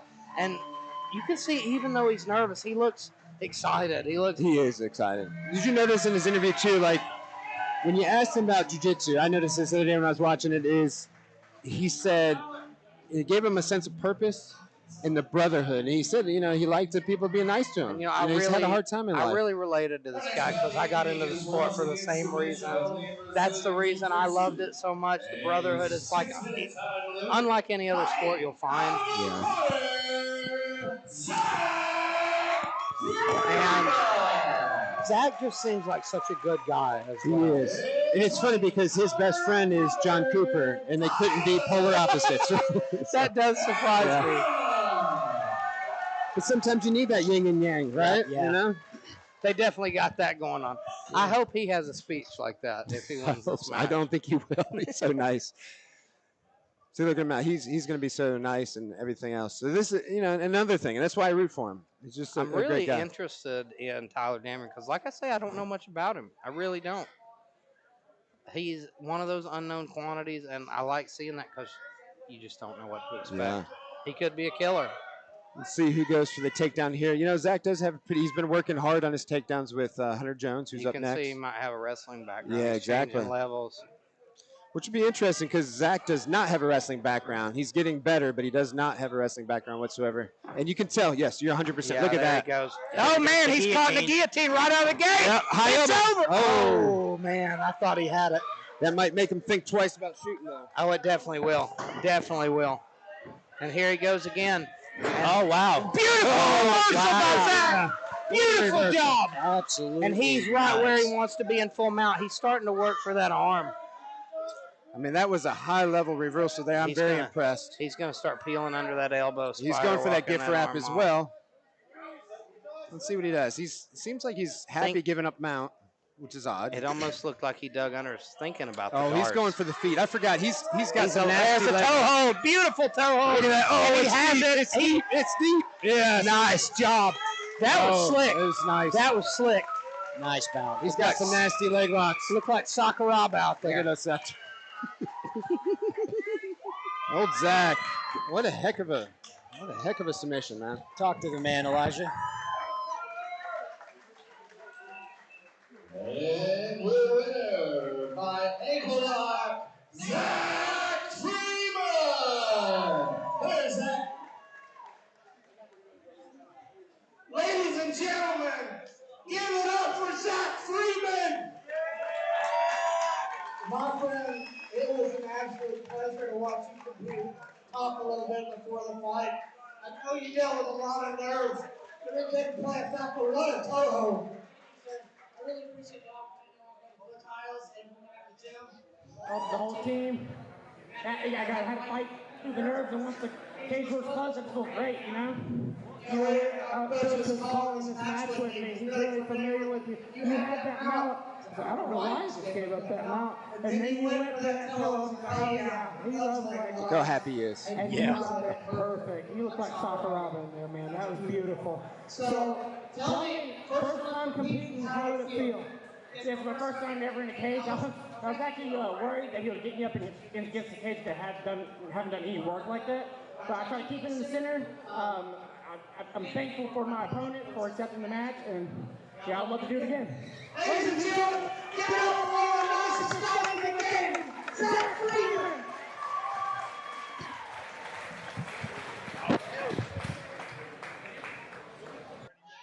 And let's welcome to the blue corner, Czar Parrish. And here we go in our last grappling bout of the evening. Right before we get to our main bouts, we've got Mr. Czar Parrish is going to be squaring off with Hunter Jones. Ooh, this is one I'm excited about. I'm like freaking out because guess what? I know Czar Parrish. I know he's a killer. I know he's a beautiful man. Look at him. Very clean-cut, handsome young boy. But he's a killer. And here's the thing. I got a chance to stop by Butch Hiles and roll with Mr. Hunter Jones. He was teaching the no-gi class. He was a wrestler for WVU, and he has stormed into jiu-jitsu. Absolutely obsessed with it. Super slick, super technical.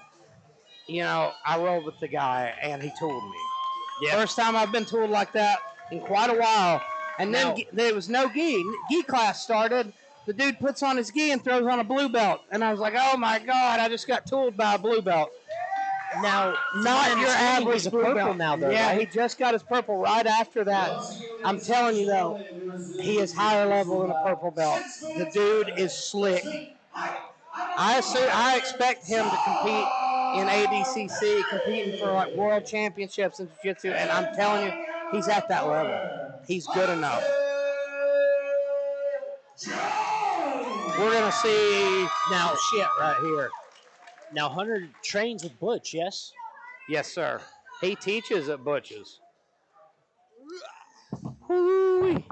This one's gonna be a good one. Now, Butch, we were just talking about your man Hunter in there. So what can you shed some light on him for us?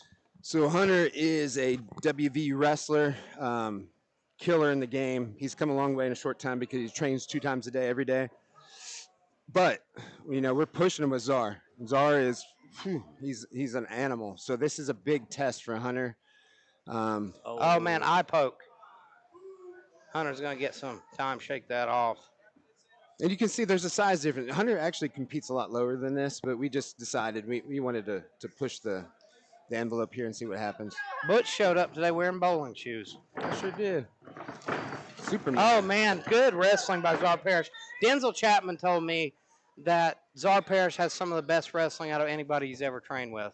So, you know, it's going to be really interesting seeing him up against a collegiate wrestler of the caliber of Hunter.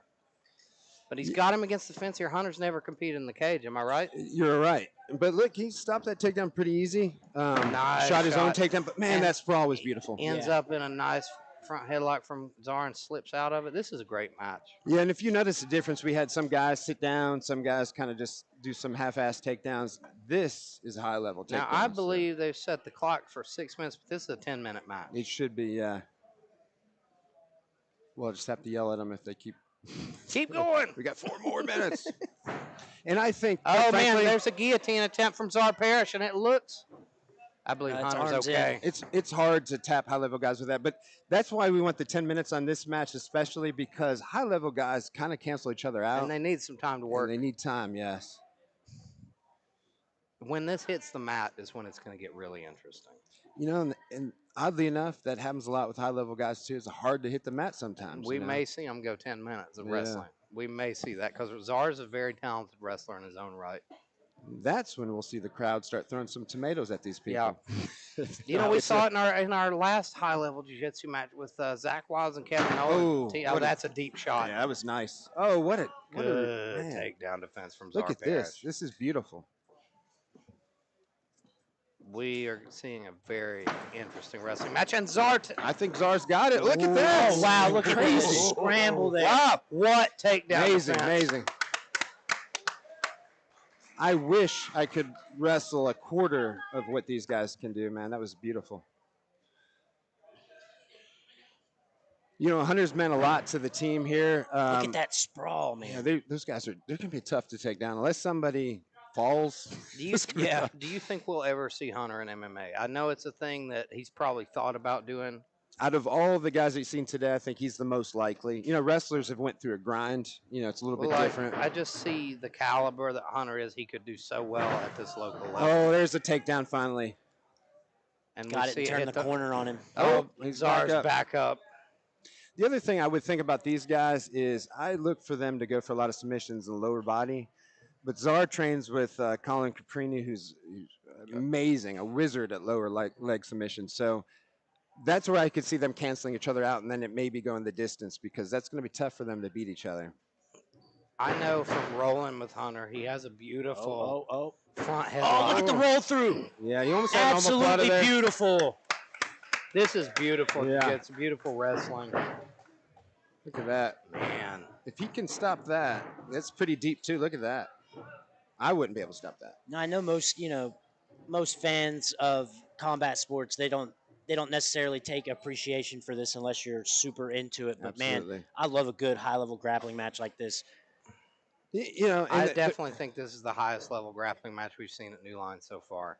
I would think these guys are superstars in their own right in that caliber. And listen, they're collegiate wrestlers, you know, like wrestling at that level. I don't know, WVU is like Big 12. I mean, that's insane. But look at them go. I mean, again, maybe this is not as appreciated as much with the crowd. I'm enthralled. That's why I'm like, it's nice. And Hunter got another takedown there, And but he's Czar's gonna pop Working back a up. reverse. Oh, I Czar- thought he was going for a reverse triangle there. Well, he could, and there's a lot of moves. And now that- he yeah. finally gets dumped. And let's see if Oh, look Hunter. at that. Oh my gosh! There's Look, this all of these insane. takedowns. Yes, exactly. I just wish people understood. Like, none of these takedowns I could stop. 100%. I would be so tired. The right quickness of the Yeah. sprawl from Czar, It's man. amazing. People don't realize either how exhausting this is. Oh yeah. Man, a lot of credit to Czar and his team. Those guys are awesome. Which is why this match happens. You know, here's the thing: we didn't take this Beautiful match because we don't sprawl. like those guys. We took this match because we love those guys, and Yeah. we want to see high-level grappling and get better. Both of us want to get better.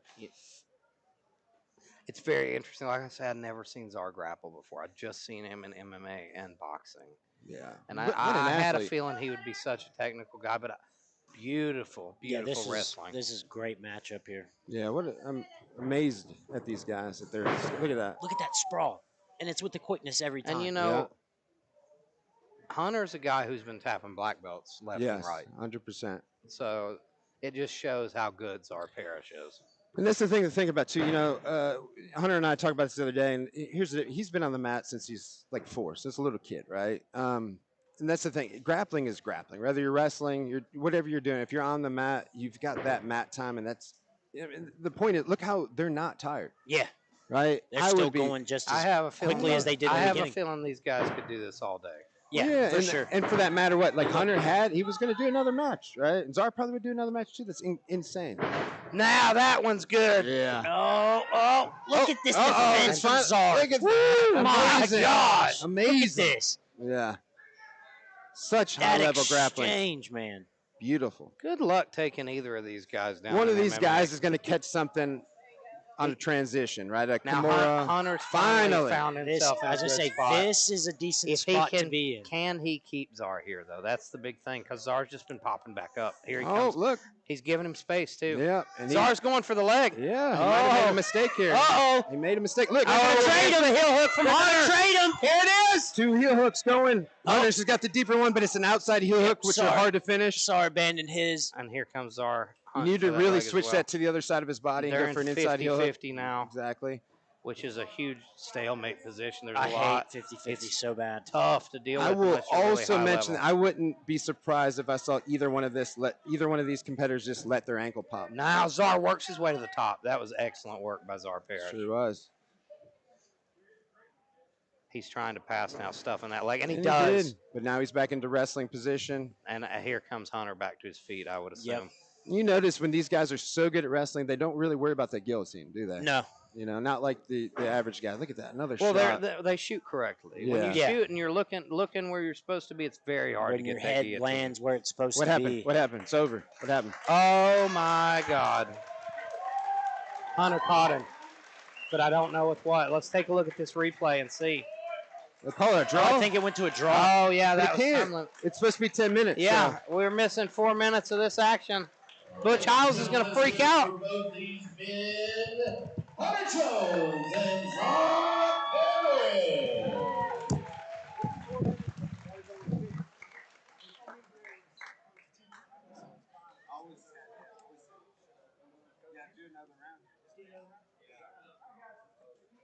So guys, it's supposed to be that's a 10-minute. It was, yeah.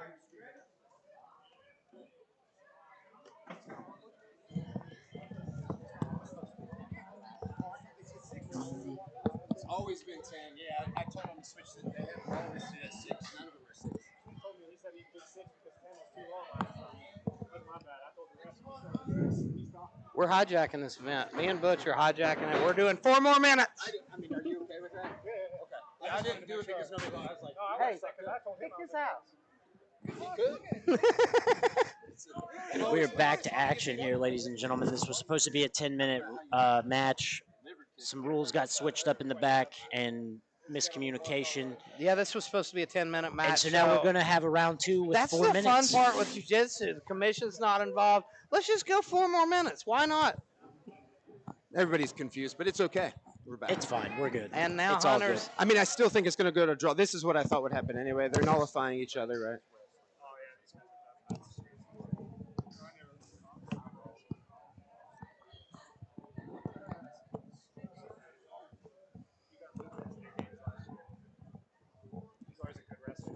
Stalemating up here against the cage.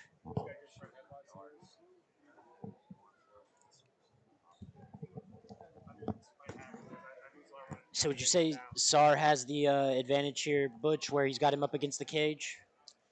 Yeah, I mean, With these guys, they're so nullify good. each other, right? Like, so it doesn't matter. Like, if you had me against the cage, yes.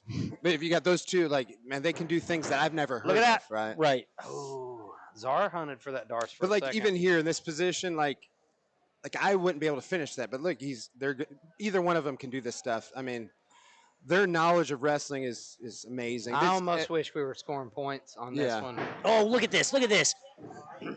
Beautiful. And look at the roll through from Czar. So Pull your left knee in. Let's go to And single there- leg X. Yep. and he just lets him up. Hunter was trying to take the back there. Missed it. And Czar But shoots now, for another. but look, now that's an example. Now he's right? going for that leg. He's going to do a false sweep now. He didn't do it. But Uh-oh. Hide the heel. Hide the heel. Let's start countering. And we know Colin Caprini is no stranger to no, leg I think he's going to locks. be okay. Here, Colin, jump on there, buddy. And joining us here on commentary, The Mr. outside Colin dog. Caprini. So Hunter's got him in cross ashi right now, right? He hit a very nice entry into a leg attack position. Czar's trying to counter leg lock. He probably needs to actually try to honey stick him or something like that if he wants to get an effective bite to counter. But Hunter's doing a good job hunting the heel. Czar's doing a pretty good job hiding it. He's very good at that internal rotation. Hunter's got a bite. Bad spot there. He's got pretty decent exposure. Czar's going to break. He doesn't have. I don't Good believe job he has the fighting breaking the hands mechanics from yet. Czar Parrish. Czar's got the hand control and then hide his heel again. Now that's the thing when you're in a leg lock battle. If you can control the guy's hand, you're usually going to be safe. Czar's very good at keeping his knee on the right side. Hunter's trying to use it to go towards the backside cross ashi to get exposure again. Czar's got to separate those feet and try to honey stick him or completely disengage. He's got a decent bite, but I don't believe he's got the angle. Well, the other thing, I know you guys can't hear, but the other thing is these guys are so nice, they're not going to rip anything. Yeah, nobody's taking home any ACLs tonight. Now we've got into a more neutral position. I think Czar Parrish has a mean streak. He's got that look in his eye. Yeah, so now we're in 50-50. Czar was able to transition Hunter's leg out of cross ashi and into 50-50. So we're in theory, a more neutral position.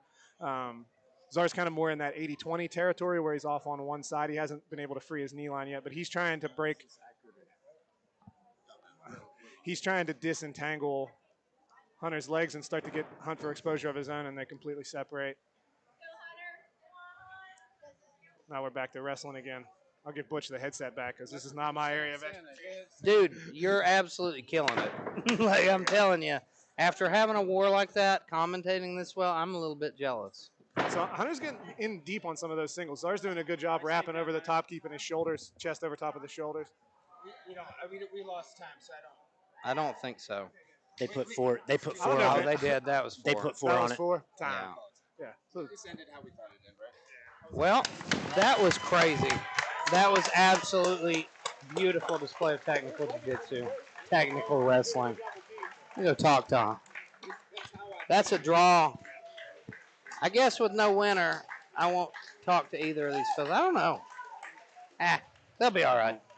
All right, ladies and gentlemen, let's hear once again for these gentlemen, Czar Parrish and Hunter Jones.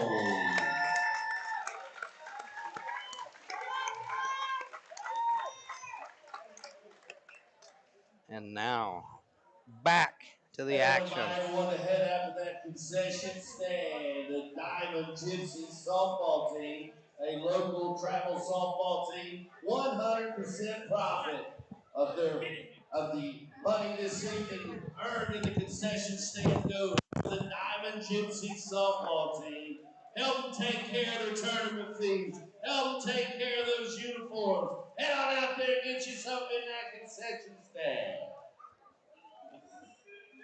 A lot of confusion on that match. Yeah, we got through it though, and We did. It went how I thought. Ladies and gentlemen, give it up for Czar Parrish and Hunter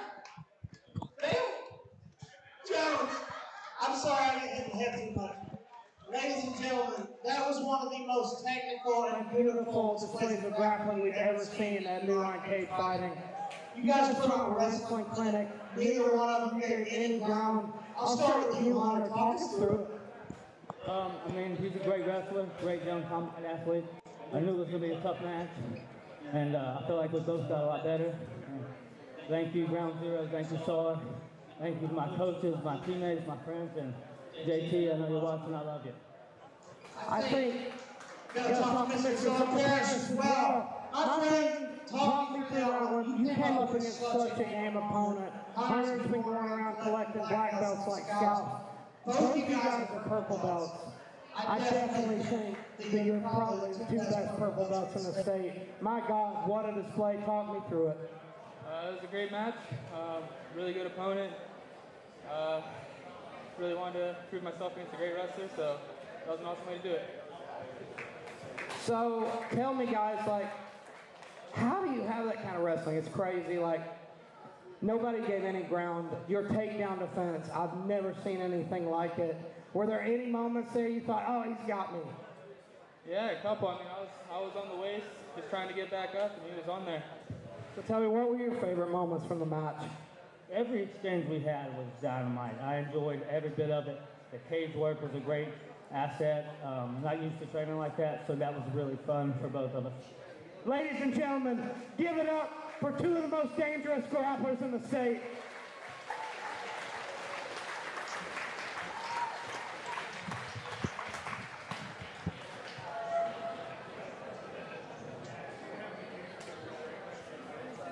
All right, let's welcome to the red corner, Mark Morrell.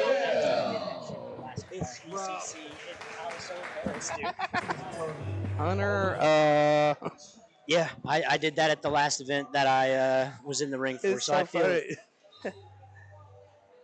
But yeah, so we're coming up, guys, on the last 3 bouts of the evening, our featured bouts. We're moving on to our professional boxing fight at 130 pounds. We've got Joe Collins versus Mark Morrell. Listen, I know those guys ended that match probably not happy that either one of them got the victory, but 100% that's exactly how I thought it would go. When somebody's that technical, they kind of cancel each other out. And the winner of that is anybody that loves to see technical wrestling, technical jiu-jitsu. That was beautiful. And I think those guys are going to be better for it. And just like Elijah said, at some point, those two are going to be the best the state's ever seen. I would agree. Like, you know, I rolling with Hunter. I doubted Czar. Like in this one, like I was like, Hunter is so good. He's one of the best guys at that level I've ever rolled with.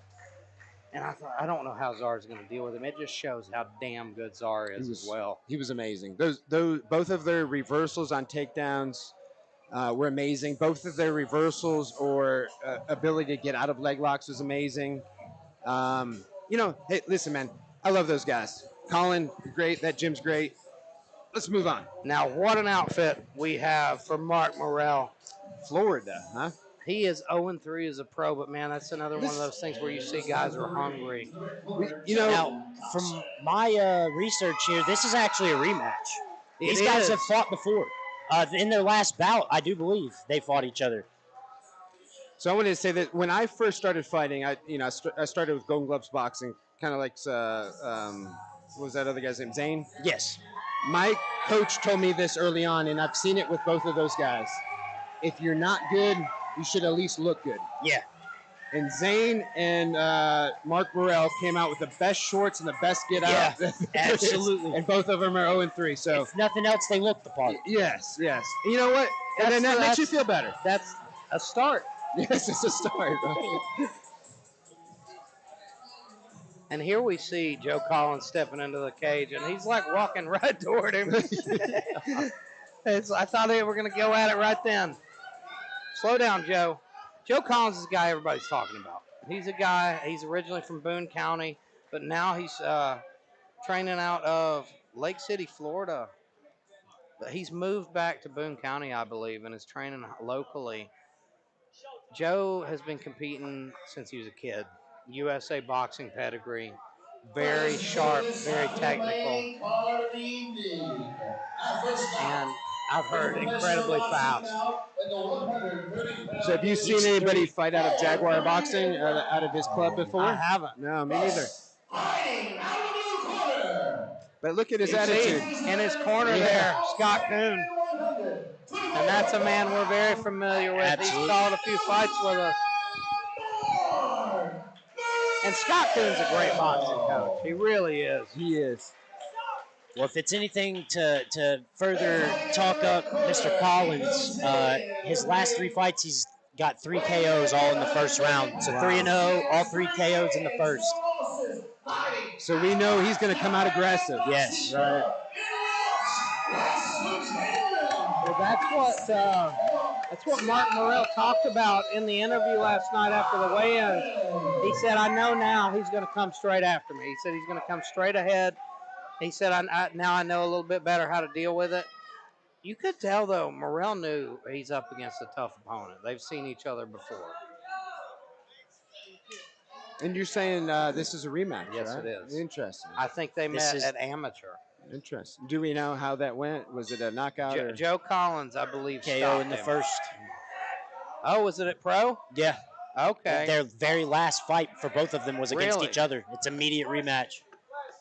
Wonder if they had a rematch clause in their, contract, or just out of curiosity. Not entirely sure. Yeah. Based on everything I saw. Well, look at this, though. This is a rematch. Both guys fought each other Mark last. Morrell's coming after him. Yeah. And he's He's talking talking to him. now. Oh, there's something going on with his shorts. I think that's what he was saying. Cup fell out? Yeah. Oh, well, that's awkward. Yeah, that's not good. Somebody's going to have to play with his stuff. That's what a coach is for, though, right, Butch? I think I'd pawn that job off to somebody else.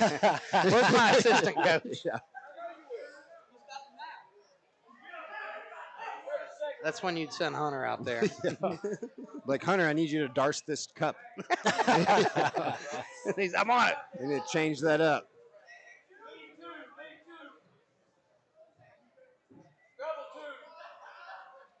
Those southpaws, man. I've. Yeah.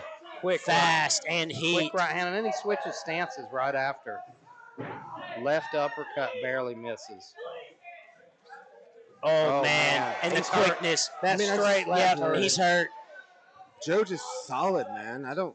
With ease. Yeah. Very technical, Ease. very fast. And you can see defensively when Mark, he just kind of turns his whole body away, right? Joe That's the difference between him and Zane Fry. Joe as well. literally looked at Scott Coons shouting instructions at him while Mark was right in front of him. That's all. He's still looking at it. He's so Yeah. calm that he doesn't. He's not worried about what Mark is offering at all. Yeah. And rightfully so. I mean, Mark's kind of looking away a lot. Yeah, you can tell that Joe's confidence is at an You all-time can hear high. his breaths are perfect. Exhaling on every punch. This guy's the real deal. Yeah. I mean, look at his footwork while he's throwing. I mean, Yeah, everything about it just speaks high level. Joe Collins is one of those guys who wants to go to the top level in boxing. And you see, he's one of the most. Look, he looks bored in this fight. Like, fuck, Yeah, give me some he resistance. Just did. He shrugged at his Yeah. coach there. Like his corner's telling him to end it. And, you know, I've seen that before. You've seen really talented guys, like, they want to be tested a little. There it is. Double. Two left I hooks. don't know if he's going to beat this count. He doesn't look like he wants to get up. I think that's it. He just gave him a sign that you're done, dude. As soon as he knocked him down, He's going to keep Here going comes until he it. comes to pour This it is on going to be him. it. This is nasty. It's like running into it. He just dropped there. He doesn't want to get up. You can see it, but he is. It just shows he's a tough guy. Morrell's a tough guy, but he's just overmatched very badly. Is it over? They stop it? Yeah, I believe that's the end of that one, ladies and Bring in a gentlemen. stool, though. I don't know if that's the end of the round or the end of the fight. Joe Collins is not happy. He's just not happy. And let's see what he's complaining to the ref about. I think they're joking around. He's smiling.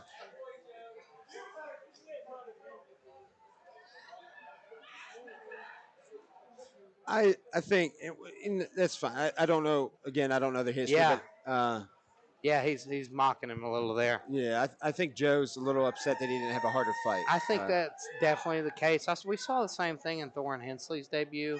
He just ran through the guy first punch of the fight, and you can tell he's like, I want to showcase my skills more than this. They work so hard. And you've got to admire that, right? Because somebody can be like, yeah, I knocked that guy out. Well, you see a lot of up-and-coming pros that want cans. They want guys they we can talked run about through. it the other day. Yeah, and it's sad. It's like, hey, I'd like to fight for your organization. Can you find me someone that's 0-3? Yeah. Right? That's not how you do it. But you see here, Collins got the right attitude about it. I have a feeling his next fight will probably see more of a test. Let's go talk to the man.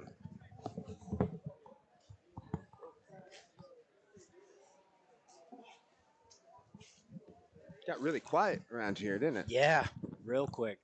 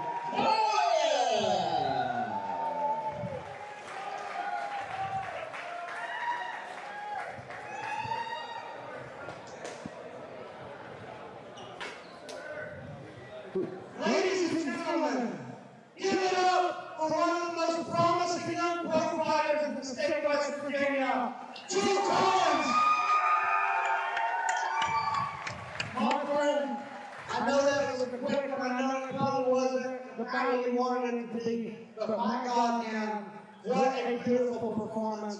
Absolutely perfect victory. You put on a boxing clinic. Talk us through it. You know, I just want to first off thank my sponsors, the Billy Goat Dot Store, the Brinson Law Firm, and all my friends and family, my wonderful girlfriend over here, my kids that support me. This isn't exactly what we was looking for. We wanted to come out here and just play Shield, and his awkwardness caused a bit of, you know, a problem with that. But we came out here, got the job done, got another win. We're gonna keep running them up. That's the thing. You're a guy who a lot of people have been talking about. I've been really excited to see you fight here. Here we are, so tell us what's next. We're going to go fight the 26th and get a win there for the state title back home in West Virginia. We got an opportunity with Showtime. We're probably going to take that opportunity. We're going to win a world title in the next 2 years, that's a promise. Ladies and gentlemen, this man is going places. I think he's got something else for you. Hey, thank you to everybody that showed up. It's not possible without each of you. Thank you, Keith Noe, for this opportunity. Give it up for Contact. Scoring the tournament, a hell of a boxer. Joe Collins.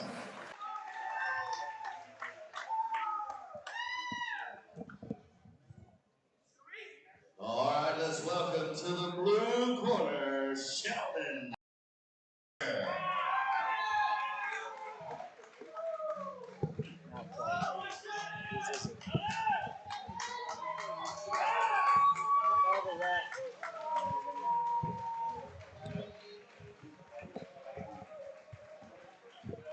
And here we hear Sheldon Starcher's walkout song, Sweet Caroline. That's a classic.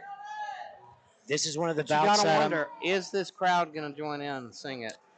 I'm going to say no. I hope so. We can only hope. I think they got a little quiet. They did get quiet. He could have heard a pin drop after that Joe Collins performance.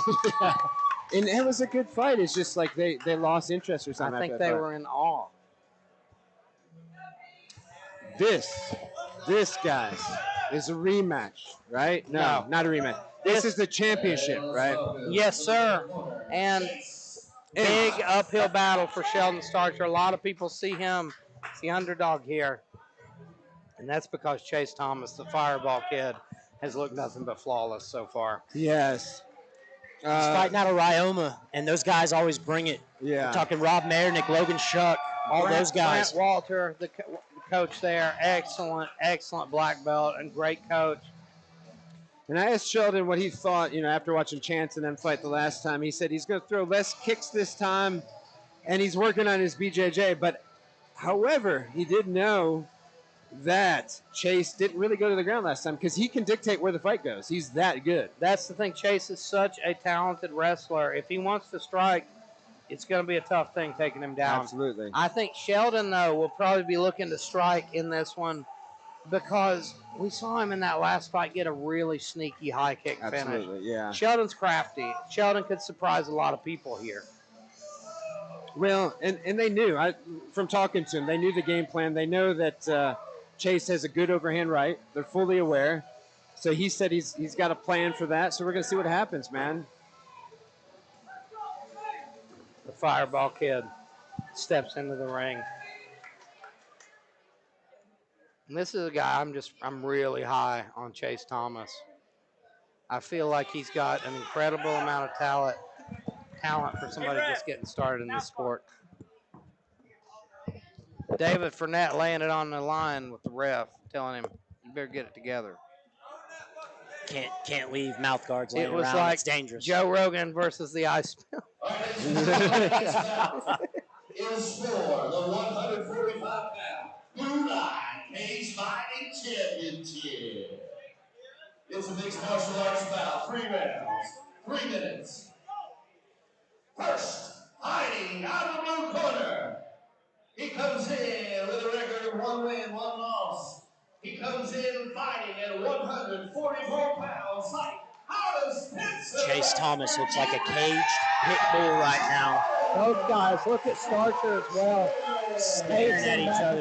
You can feel the intensity in this one. I love it. I think we all picked up on the same thing. They're not breaking eye contact. No. 3 wins, 0 losses. He is the New Line 145-pound champion. Ladies and gentlemen, let's hear it fighting out of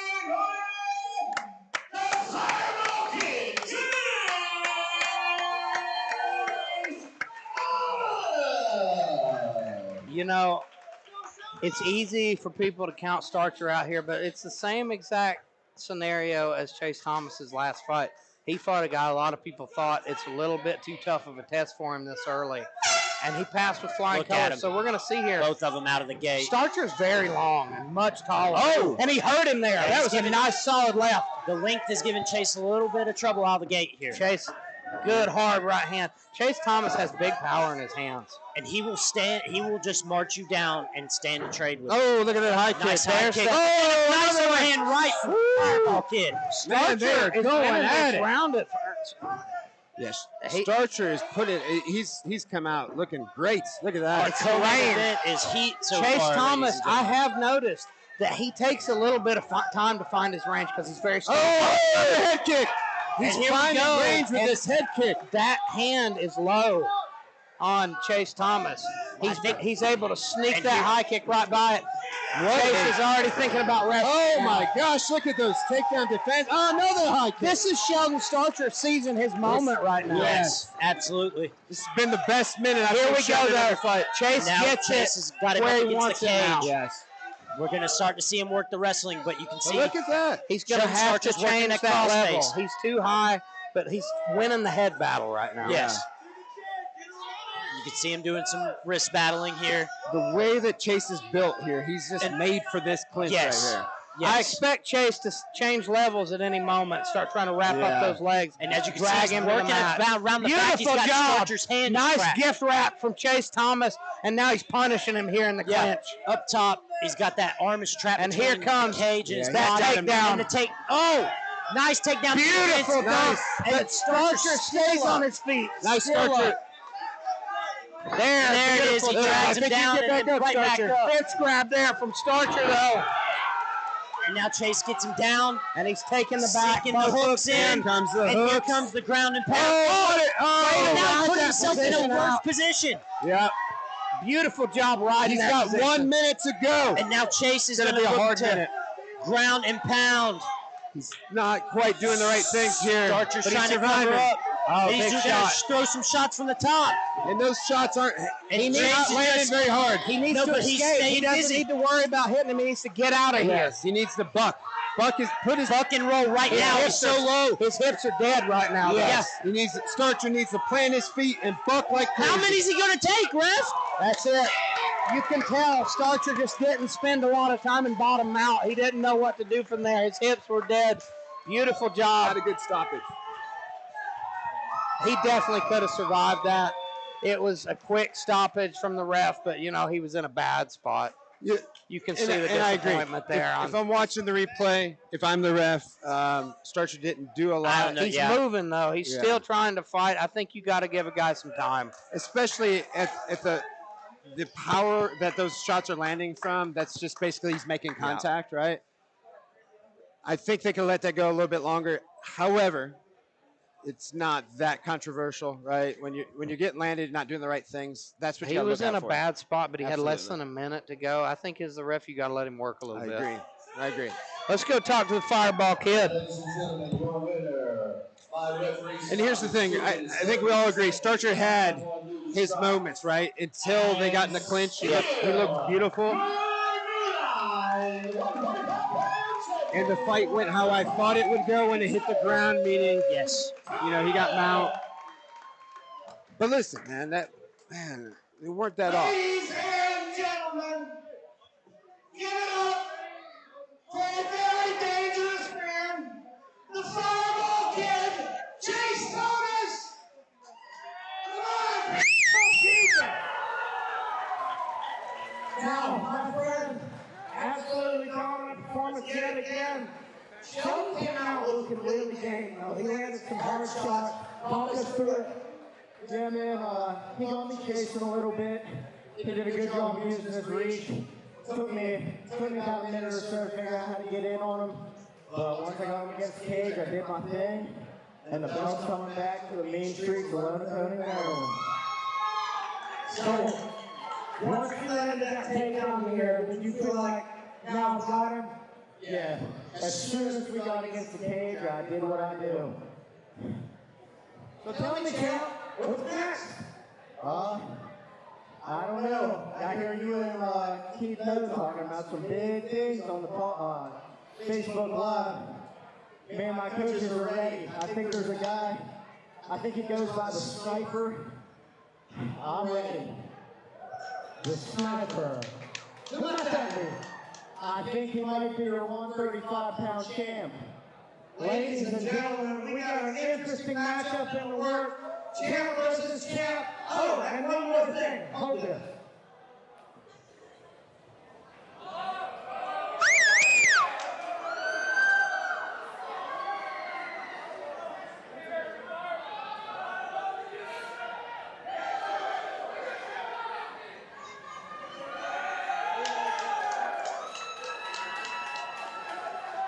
Ladies and gentlemen, give it up for my right-hand side.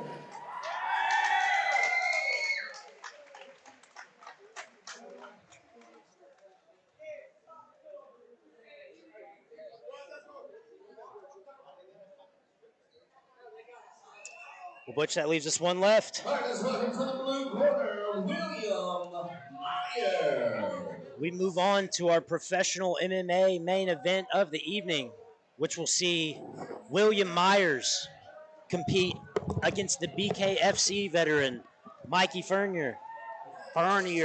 As I call him, Mikey Fournier. I like to pretend he's a Frenchman. Is that the actual pronunciation? I think it's Fournier. He's said many times to me that it's Fournier, but I always call him Mikey Fournier. As you should. Yeah, exactly.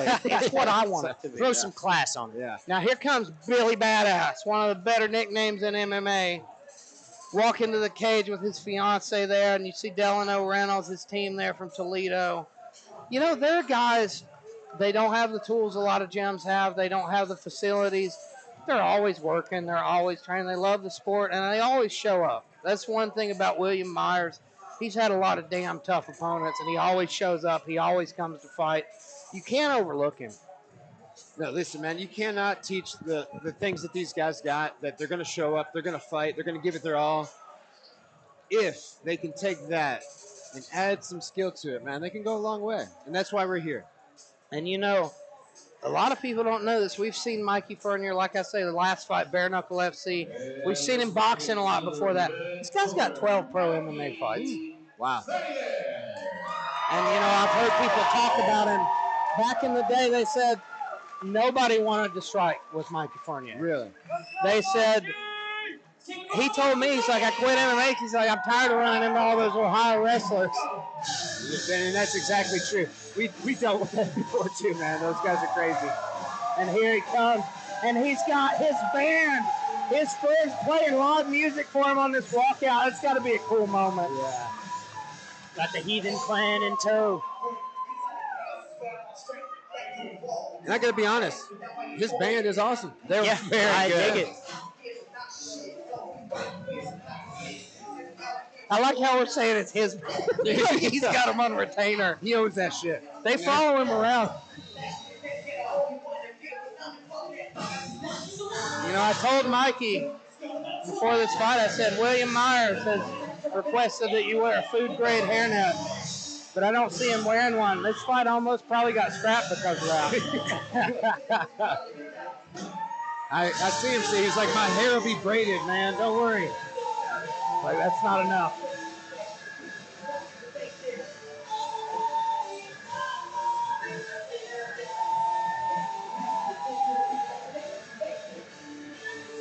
Very excited to see Mikey Fournier in MMA. Like I say, I've only seen him box. Going to be willing to bet that it's going to stay standing. I heard that he's got some really good kicks as well. He's got the kickboxing shorts on for sure, right? Yeah, the gladiator short.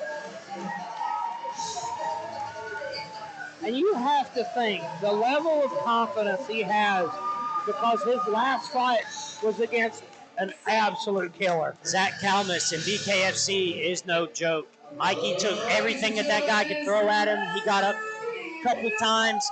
His toughness should not be questioned. That was the thing. Even though he took a loss in that fight, I heard it was such a valiant performance because the dude was hammering him. He kept getting up. He kept trying to fight through it. Fighting out of the blue corner. He's a veteran of 2 fights. He's fighting out of Toledo,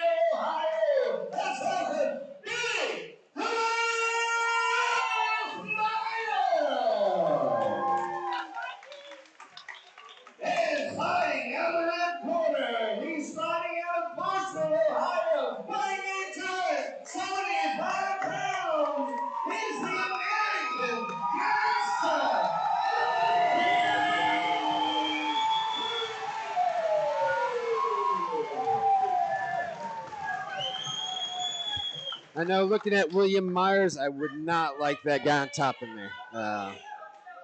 And Myers has some pretty decent grappling experience. I've seen him rolling with, Delano, Hunter Schmokel, and he knows what he's doing. I think that's his game plan here, is to try to get Mikey on his back, because Mikey doesn't like to grapple.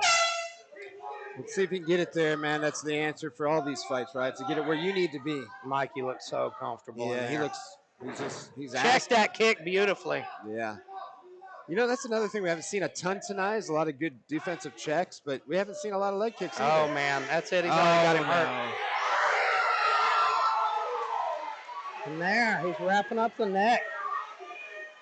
I feel like he's going to use this for knees, although he looks like he's dragging him down. There yeah, he goes. He's going for knees. Let it go. He's going to probably pop back off, throw some more strikes. There he goes. And some big strikes coming from Mikey Fernier. I mean, beautiful job just sliding out of the way of that. William just looks uncomfortable, doesn't he? He looks that way every fight, tell you the truth, but he's game. I've seen him weather the storm and then come back and win like a couple of times. But he's one of those guys, it's not pretty, but he'll win. It's definitely awkward. He's tough. He's one of those guys who's very tough, but I believe he's fading. And I think we're going to see him fall here real soon. Knee to head. Knee to head. Another one. And another one. Beautiful. And William Myers is taking it, but he is getting absolutely hammered. Oh, nice another knee. return. As you said, he takes it and gives it. He's a very tough guy. William Myers has got a lot of heart. One thing about William Myers I saw that really shows me his heart, during one of his fights back in Huntington, his wife was in the hospital, and she was dying of COVID at the time. Wow. And that was the fight he won. He said, I just kept thinking about my wife when I was in there. And, he hung tough and ended up coming back getting a TKO win. That's it amazing. was one of the most inspiring things I've seen.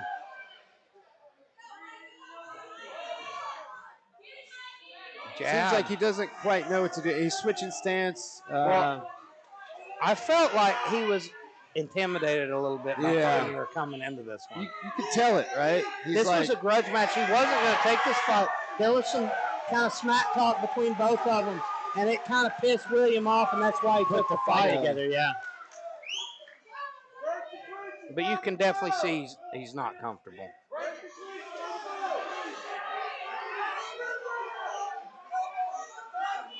And Mikey's just taking his time. He knows this is a long fight. And he's doing the right thing, right? He's definitely winning the round, so why go crazy? Those knees are brutal. Yep. He hurt him with that one. Yep. Oh, and there's that head again. And he's not going for it for a submission. It's just a control thing. Yeah. I think he's hunting for knees. It'll wear him down, too. Putting that head down against the chest. Man. Big shot there for Mikey. And there's still 2 minutes left in this round. William has to mount some kind of offense. Absolutely. He's a punching bag right now. Yes, absolutely. He's got to do something or he's not going to get the respect from Fernier. I'd like to see William go for a takedown here or something. Very true. Change Switch it up. Yeah, switch it up. Because that's the bottom line. If he get one of them get a takedown, the other one's in trouble, right? I don't know how good their jiu-jitsu is. And, Mikey has had issues with his cardio in the past. Really? Well, and to that point, this whole round, if you're just throwing punches like you're hitting a heavy bag, you're going to come out that second round and not have a lot left. And even pressing him against the cage, that's wearing him down. And I would argue, the way he's using his form, his arms are going to start gassing. Even though that William's getting beat up here. If William can make it to that second, to each other. third round, it's going to become a more interesting Here comes the fight. takedown. He's trying. William's hunting for that guillotine. But this is the set. Use that weight. Get your hips out. He needs to just settle on him. Yeah. Settle on him right now. He's never going to take him down with his back against the fence like that with that angle. Williams going to have him in trouble here if he could just circle. Exactly. If he could circle right now, he'd have his back. And I think you're right. I think he'd shot that takedown because he's tired. He's hooked the arm. He's got him in the crucifix. Here it comes. Oh, this could be a mistake, though. It's definitely a mistake by Mikey Fernier. Oh, look at those punches. Big man like this. Oh, my God. Top of him now. The tables have turned here for Mikey As Fernier. you said. You called it. You're like, he will come out of the darkness back into the light. Here he is. He has heart. Look at those William forearms. Myers has mad heart. I mean, that was good ground and pound. Yes. He's landed big shots. Those are not weak punches. Big shots. You might put him away, Jesus. Come on. Unbelievable. 10 seconds. 10 seconds left in this round. Oh, my God. He's cut open. And a beautiful elbow by Myers is what did it. Wow.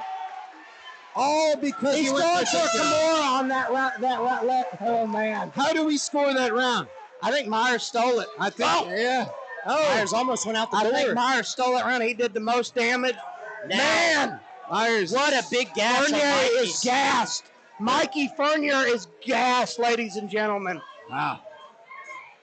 This fight just became very interesting. Very interesting. But here's what I'm thinking in round 2. We know Look how hard he's breathing. that William Myers had more success on the ground. However, he did not initiate the takedown. He was able to Reverse him. Yeah, to reverse. So unless he gets another opportunity, I don't see how he's going to get him down. Well, But I like think you said, fatigue is a big thing It right is. now because Mikey looks absolutely gassed. That's the problem. When you're that big, you've got to pace yourself. Fournier, you see Billy Badass, William Myers is tired as well, but I've seen him go into deep water. I've seen him go 3 There or we 4 go. rounds. I like the corner work. His corner's getting him psyched up. He's like, Myers, we got to get in there. And You that's got the thing, this. like they are so close, that little group from Toledo, like they're so tight, they know each other so well. Even though Delano's not a coach, he's not a guy who knows that much. They can help each Now other. the They're building each question- other up mentally. Now the question, fellas, is who's not I see tired? a different level of confidence in Yes. William Myers, Yeah. too. He looked a little scared Yes. that last round. Now and he's now like, he looks driven. He's got He's something. tired, though. Yeah. They're both tired. Mikey's tired, more tired. I really think Mikey Fournier is gassed completely. This is super heavyweights, folks. Yes, sir. This is what happens, man. They've got all the power in the world, but This, a short I'll gas tell you tank. this might get real ugly real quick. Yeah. Look at that. Those are stiff jabs, though. Those are not lightweight jabs. Oh, no. Look at that. Big left hook Big, from yeah. William Love it, Myers. look. William Myers looks the best I've They really are ever so seen. in my tired. life. This is, I love it because this is heart. Who's got the heart? And this is a fight when it's over, they can be proud because they came and they I overcame. think Myers is not a confident fighter, but damn, he's looking confident Yes. now. I want to see him pull out a win, not because I'm rooting for him, but as I know it's he a needs guy, to win. William Myers is a guy I've only seen get one win at pro. Yeah. And here he is knocking on the door of another one. Yeah, these guys are, and again, I'm not rooting for either one. These guys are doing great. What is going on there? I think they're both trying to tell the ref, like, hey, make him fight. Listen, nobody cares. Why don't you guys just fight? Let's go. And we hear the crowd booing, cheering for the hometown guy, Mikey Fournier. Let's be honest. They're taking this round off. It's become It's a war. okay. It's a war of attrition Yes, it's okay. Save it up for round 3 and give us a show. now. William Myers has landed some really nice left hooks. He is. He has 0 left in the gas tank though, right? Another one. That was quick too. Yeah. Now He has more in the gas tank than He's winning Mikey. this round. Yes. Look at that. Oh, back fist. He's been throwing a couple of those. There's no power on them, but they're weird and they'll catch you. Now this is going to get This is interesting not once they where- start clinching. Yeah. Myers walking him down now. And you know what's interesting? Wow. William Myers has been talking about trying to get into bare knuckle UFC. Yes. People have been saying you don't have what it takes. Here he is fighting a BKFC veteran hanging in there. And he definitely has what it takes, right?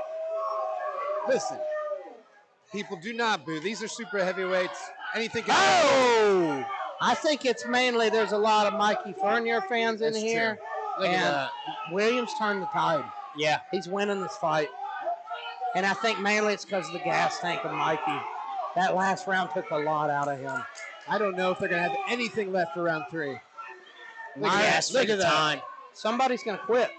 It's just a matter of who's going to quit first. Yes. And right now, And who? you can tell Mikey's really struggling. But here he goes. But this is Pouring what it got on him him in a trouble little bit. last time. He did this. And But then he got shot. knocked. He Yeah. shot. He shouldn't have ever shot. Nope. but neither one's landing enough to knock somebody out. There's going to be volume at this point. Who's got enough? Nice shot. Nice. Myers nods at him. Yeah. Myers is game. They're ready. I love it. I love This it. is It might a not be war. the most technical thing in the I world. love it. I like it. I really enjoy this These are fight. two guys in your backyard. Seeing them up close too, like they are absolutely Giant. digging Yeah. so deep. They're digging so deep right now. That's the thing, man. If he would have just bullfighted him right what there. a need look at from that. Myers. Myers needs to get that underhook though. And now Yeah. Mikey pushing Another him up against takedown the attempt. fence. This could go wrong. This is how he fell I apart think last Mikey's time. just laying on him, resting. I was going to say, I think he's trying to just wear on him a little bit, get a breather.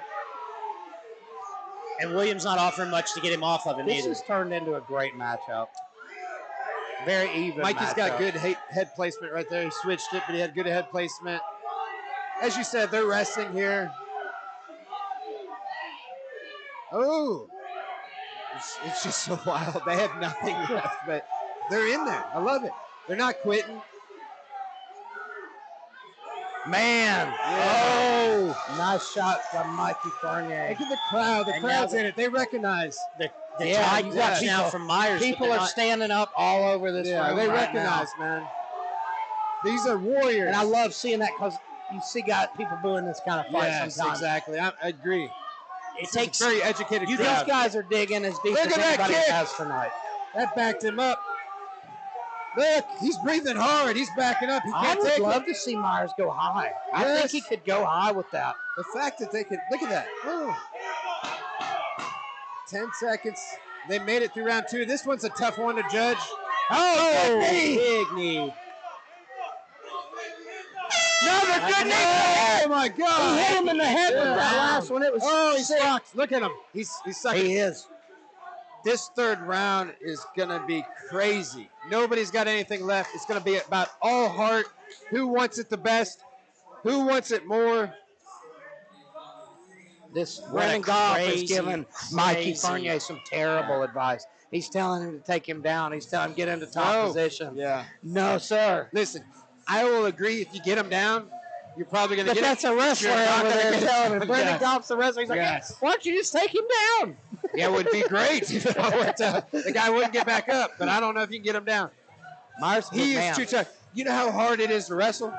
If you can't throw punches right now, you cannot wrestle. No, absolutely not. I think Myers has the better gas tank here, actually.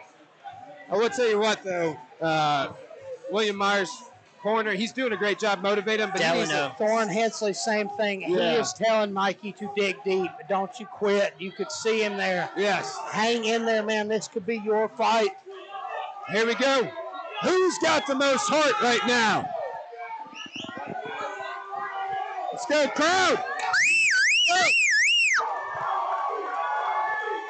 Woo! Listen to this crowd. And they're all behind chant from Mike Fournier. That's got to give you some fuel. That's got to give you some fire. There we go. Look at them both just walk. He is to so the close to pit. his hometown, too. You That's can't true. quit here. Like, he knows I can't Yeah. quit. Their eyes are rolling back behind their head. Everything they got. Look at them. Look at those eyes. He's hunting them down. Who's got more? This is such a great There we fight. go. There we go. These guys are dog tired, still Oh, man, swinging nice leather. hook. Look at that. Oh, big shots from William Myers. He's digging And deep. Mikey just looks at him and keeps moving forward. Oh, what a nice exchange grab. from these guys. Oh, another one. Mikey might be hurt here.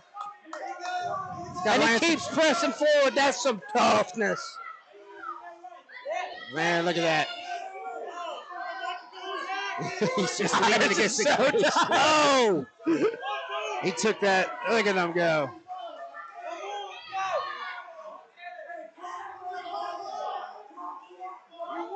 Oh, yes. Who's winning this fight? I don't know. I'm not even scoring it. With the second round, you couldn't score. I don't think so. I gave William the first round, and then the second round was just I think Myers took the Yeah. second. I really do. I think you're right. I could see it. I don't know if Mikey underestimated. Oh, Here he comes. Oh, Here he comes. oh, and we're getting some action here. The crowd's coming alive. Boom! Big left hook from Myers. Myers That's smiled been at him. Myers' best He's mark. nodding at him. We got 3 minutes left. Can they make it?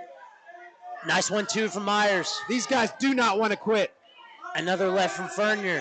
Come Another on. left from Fernier. You And a can jab tell from Mikey. that this one means a lot to both men. They do. Absolutely. Yes. And they're fighting like it. Because how easy would it have been for either of those guys Oh, to man, just this could be it. This Do could be not it. If Mikey just poured it on right now, he could get a stoppage. Myers is Yes, Myers Myers is so tired. Myers is looking for a way out. But now look, he's digging deep. man. Now he's coming got back. Mikey against the fence. And this is what he needs right here. He can rest. Put that weight on him. And he is. He's making him work, making him just Get that carry shoulder weight. under the chin. Look at him here. That left shoulder's under the chin. Good job by William Myers. Uh-oh. He's got to get that underhook or a whizzer. Yes. Tighten that whizzer up. I don't think any of them's got enough strength to make anything hurt. No. Myers is going to start throwing knees here, I think. Yes. Yep, he's gearing up for it. He's got that tie plum. Oh, needs it. man. I believe that knee- reversal. I feel like that knee hurt him. It took a did. little out of him. It changed it. Now look at his face. He's grimacing. This is, Oh, nice short shot from Fernier there. If Fournier could just back up right here, he can win the round. Just back up, throw a couple shots, you've got it. We've got 2 minutes left. Uppercut. Another uppercut, and he's going to work. Look, he's got more energy. Oh, what a And big William knee Myers, by the William big Myers. But look at Myers' face. He's like, he ain't got nothing left. He doesn't want to quit, but he don't have nothing left. man, oh, man. Oh, look at those knees. Look at him. He's giving everything he's got. He's got a nice, tight clinch on the head. He lost it. Oh, another nice knee. I think after this fight, there's no doubt that both these guys are just warriors. Yeah. They both need wheelchairs after this. They've both had tough losses in their career. And now you can see how hungry they are. They're just giving everything they got. Maybe not the most technical fight of the night, but definitely the biggest war. These guys are leaving it all in the cage. And we've got a minute Oh, left look to at go. that. He's throwing everything he's got. Look at those foot. Look at that. What a fight. Oh, my gosh. Everything they got. The crowd's into it. Look at him walking down. You know, we started this card with an absolute war, and we're ending it with an absolute another one. war. Yes. Oh, look at those. There's nothing left in there. But they're throwing. And now, Come on, dig deep. 30 seconds. Let's go. It's hard not to get into a fight like this. Stay strong, guys. 30 seconds. Let's go. Give the crowd what they want. 30 seconds, boys. Get after it. Big shot from Myers, and Fournier again just looks at him, keeps walking forward. 15 seconds. Right in front of us. That's why we're yelling at him. We're 10 encouraging him. seconds to go You can't in help this it. main event. Man, oh, William man. Myers and Mikey Fernier are going to go the And distance. they have put on a show. What a fight. What a fight, guys. Beautiful. Just a beautiful Yes. matchup. Great matchmaking there. And it's Man. about heart. Look at them both. They both can barely stand, but they would not quit.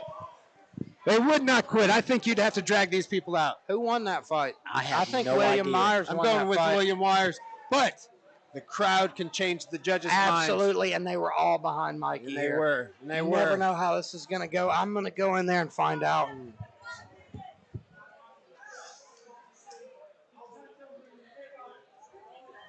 What an incredible night. Just as Elijah said, we started with a great fight. We ended with a great fight. And all the ones Look in at that. between. Oh, amazing. Great night of fights. Look at that sign of respect in there. Yep, and Mikey's going to oblige.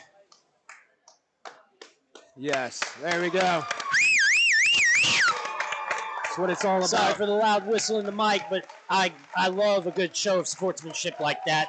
That's what this sport is all about. That's why we're here. And these guys left it all in the ring. And listen, you might not respect each other, you might hate each other, but after a war like that, you'll forever be brothers. Absolutely.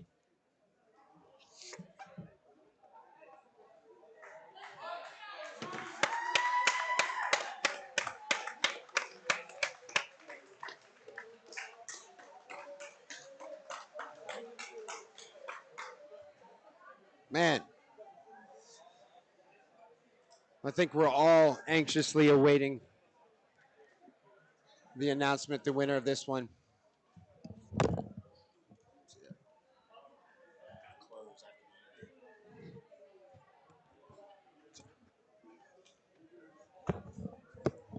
While the judges render this decision, Butch, let's go ahead and shout out our sponsors one more time tonight. We got Duncan's Body Shop, the BillyGoat.store, and Fight Bros. Be sure to check out all of our great sponsors. Listen, Eric from Fight Bros gave one of the best fights of the night. Absolutely. There's nothing like a sponsor that gives you money, but And then also fights comes for out you. and kicks some ass, right?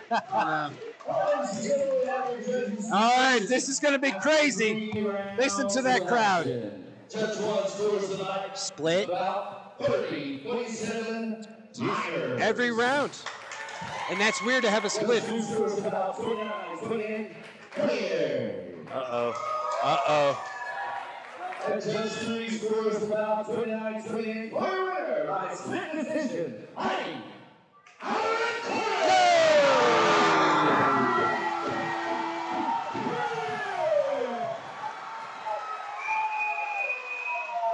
Might have been that hometown nod, Butch.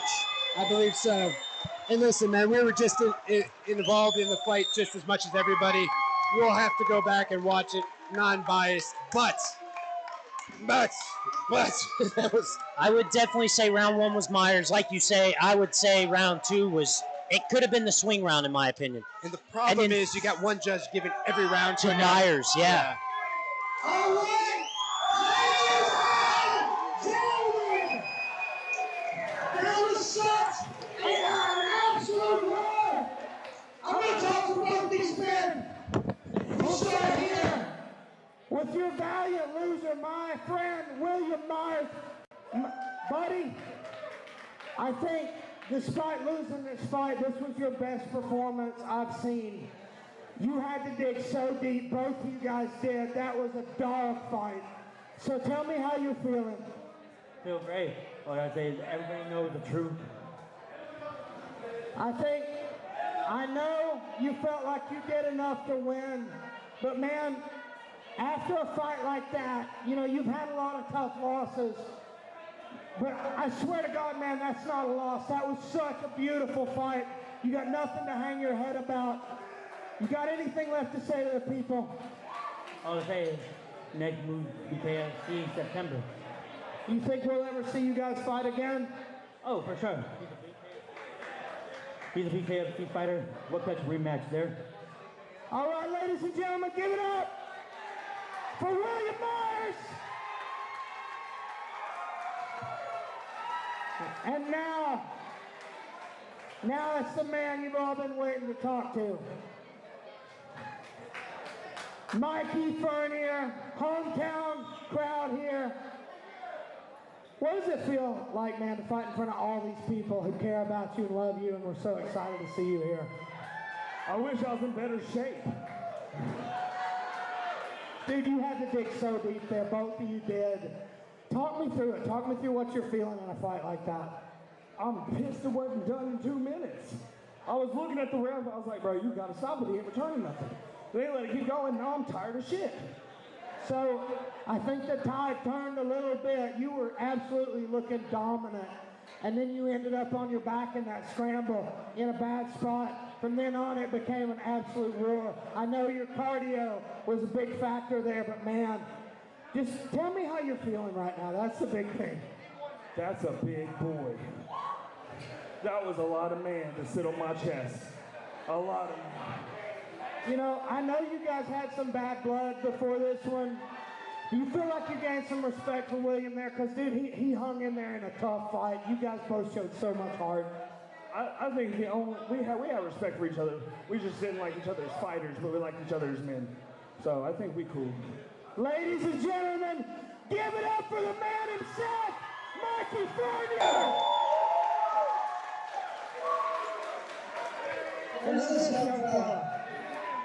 Give it up to my friend Landon as well.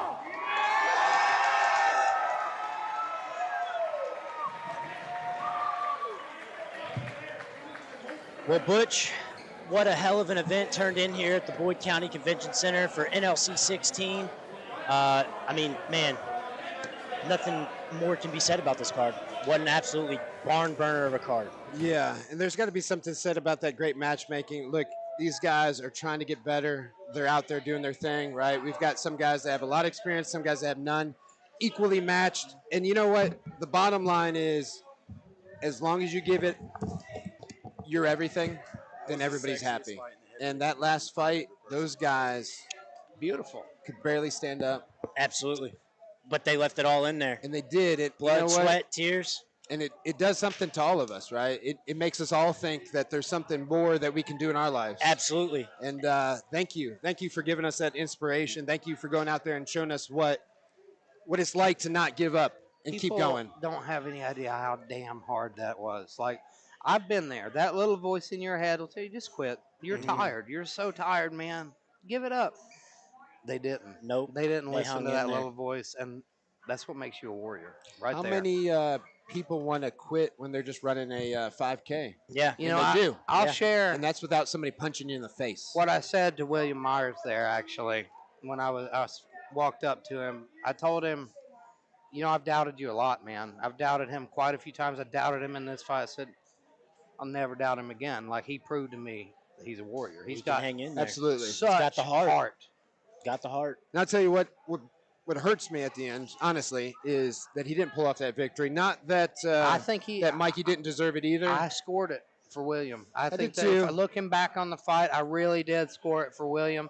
One judge scored it all 3 rounds for him. And that's He what did. we're saying. That's Yeah. the confusing part. If somebody gets it every round and then still loses, how are judges seeing either such the different judges things? is It's screwed strange, up or but something. There's something, yeah, exactly. But nonetheless, like I said, I'm not rooting for anybody. But sometimes you look at a guy and you know it means a lot, and that meant a lot to him, right? But he handled it well. He liked talking to you, and he said everybody knows the truth, and it's kind of victory for him. I wish it was on the scorecard for him, but hey, hats off to Mikey, man. He was awesome. We've come to the close of yet another badass event. Hell of an event. My God, what amazing fights tonight.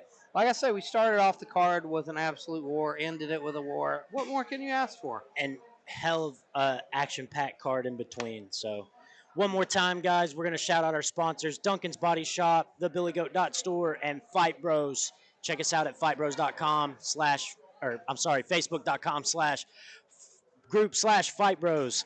Guys, we'll see you all at the next one. Lexington? Yep, Lexington in September. I don't know the exact date, so Keith's going to kill me, but it is September. Check out newlinecagefighting.com for that date. We will But see I think you that's again, it for fellas. us. Goodbye. We love you. We miss you. We'll see you next time. On to the next one. Yes. Give it up for Butch Hiles, best dressed man that I've ever seen. Gonna have something.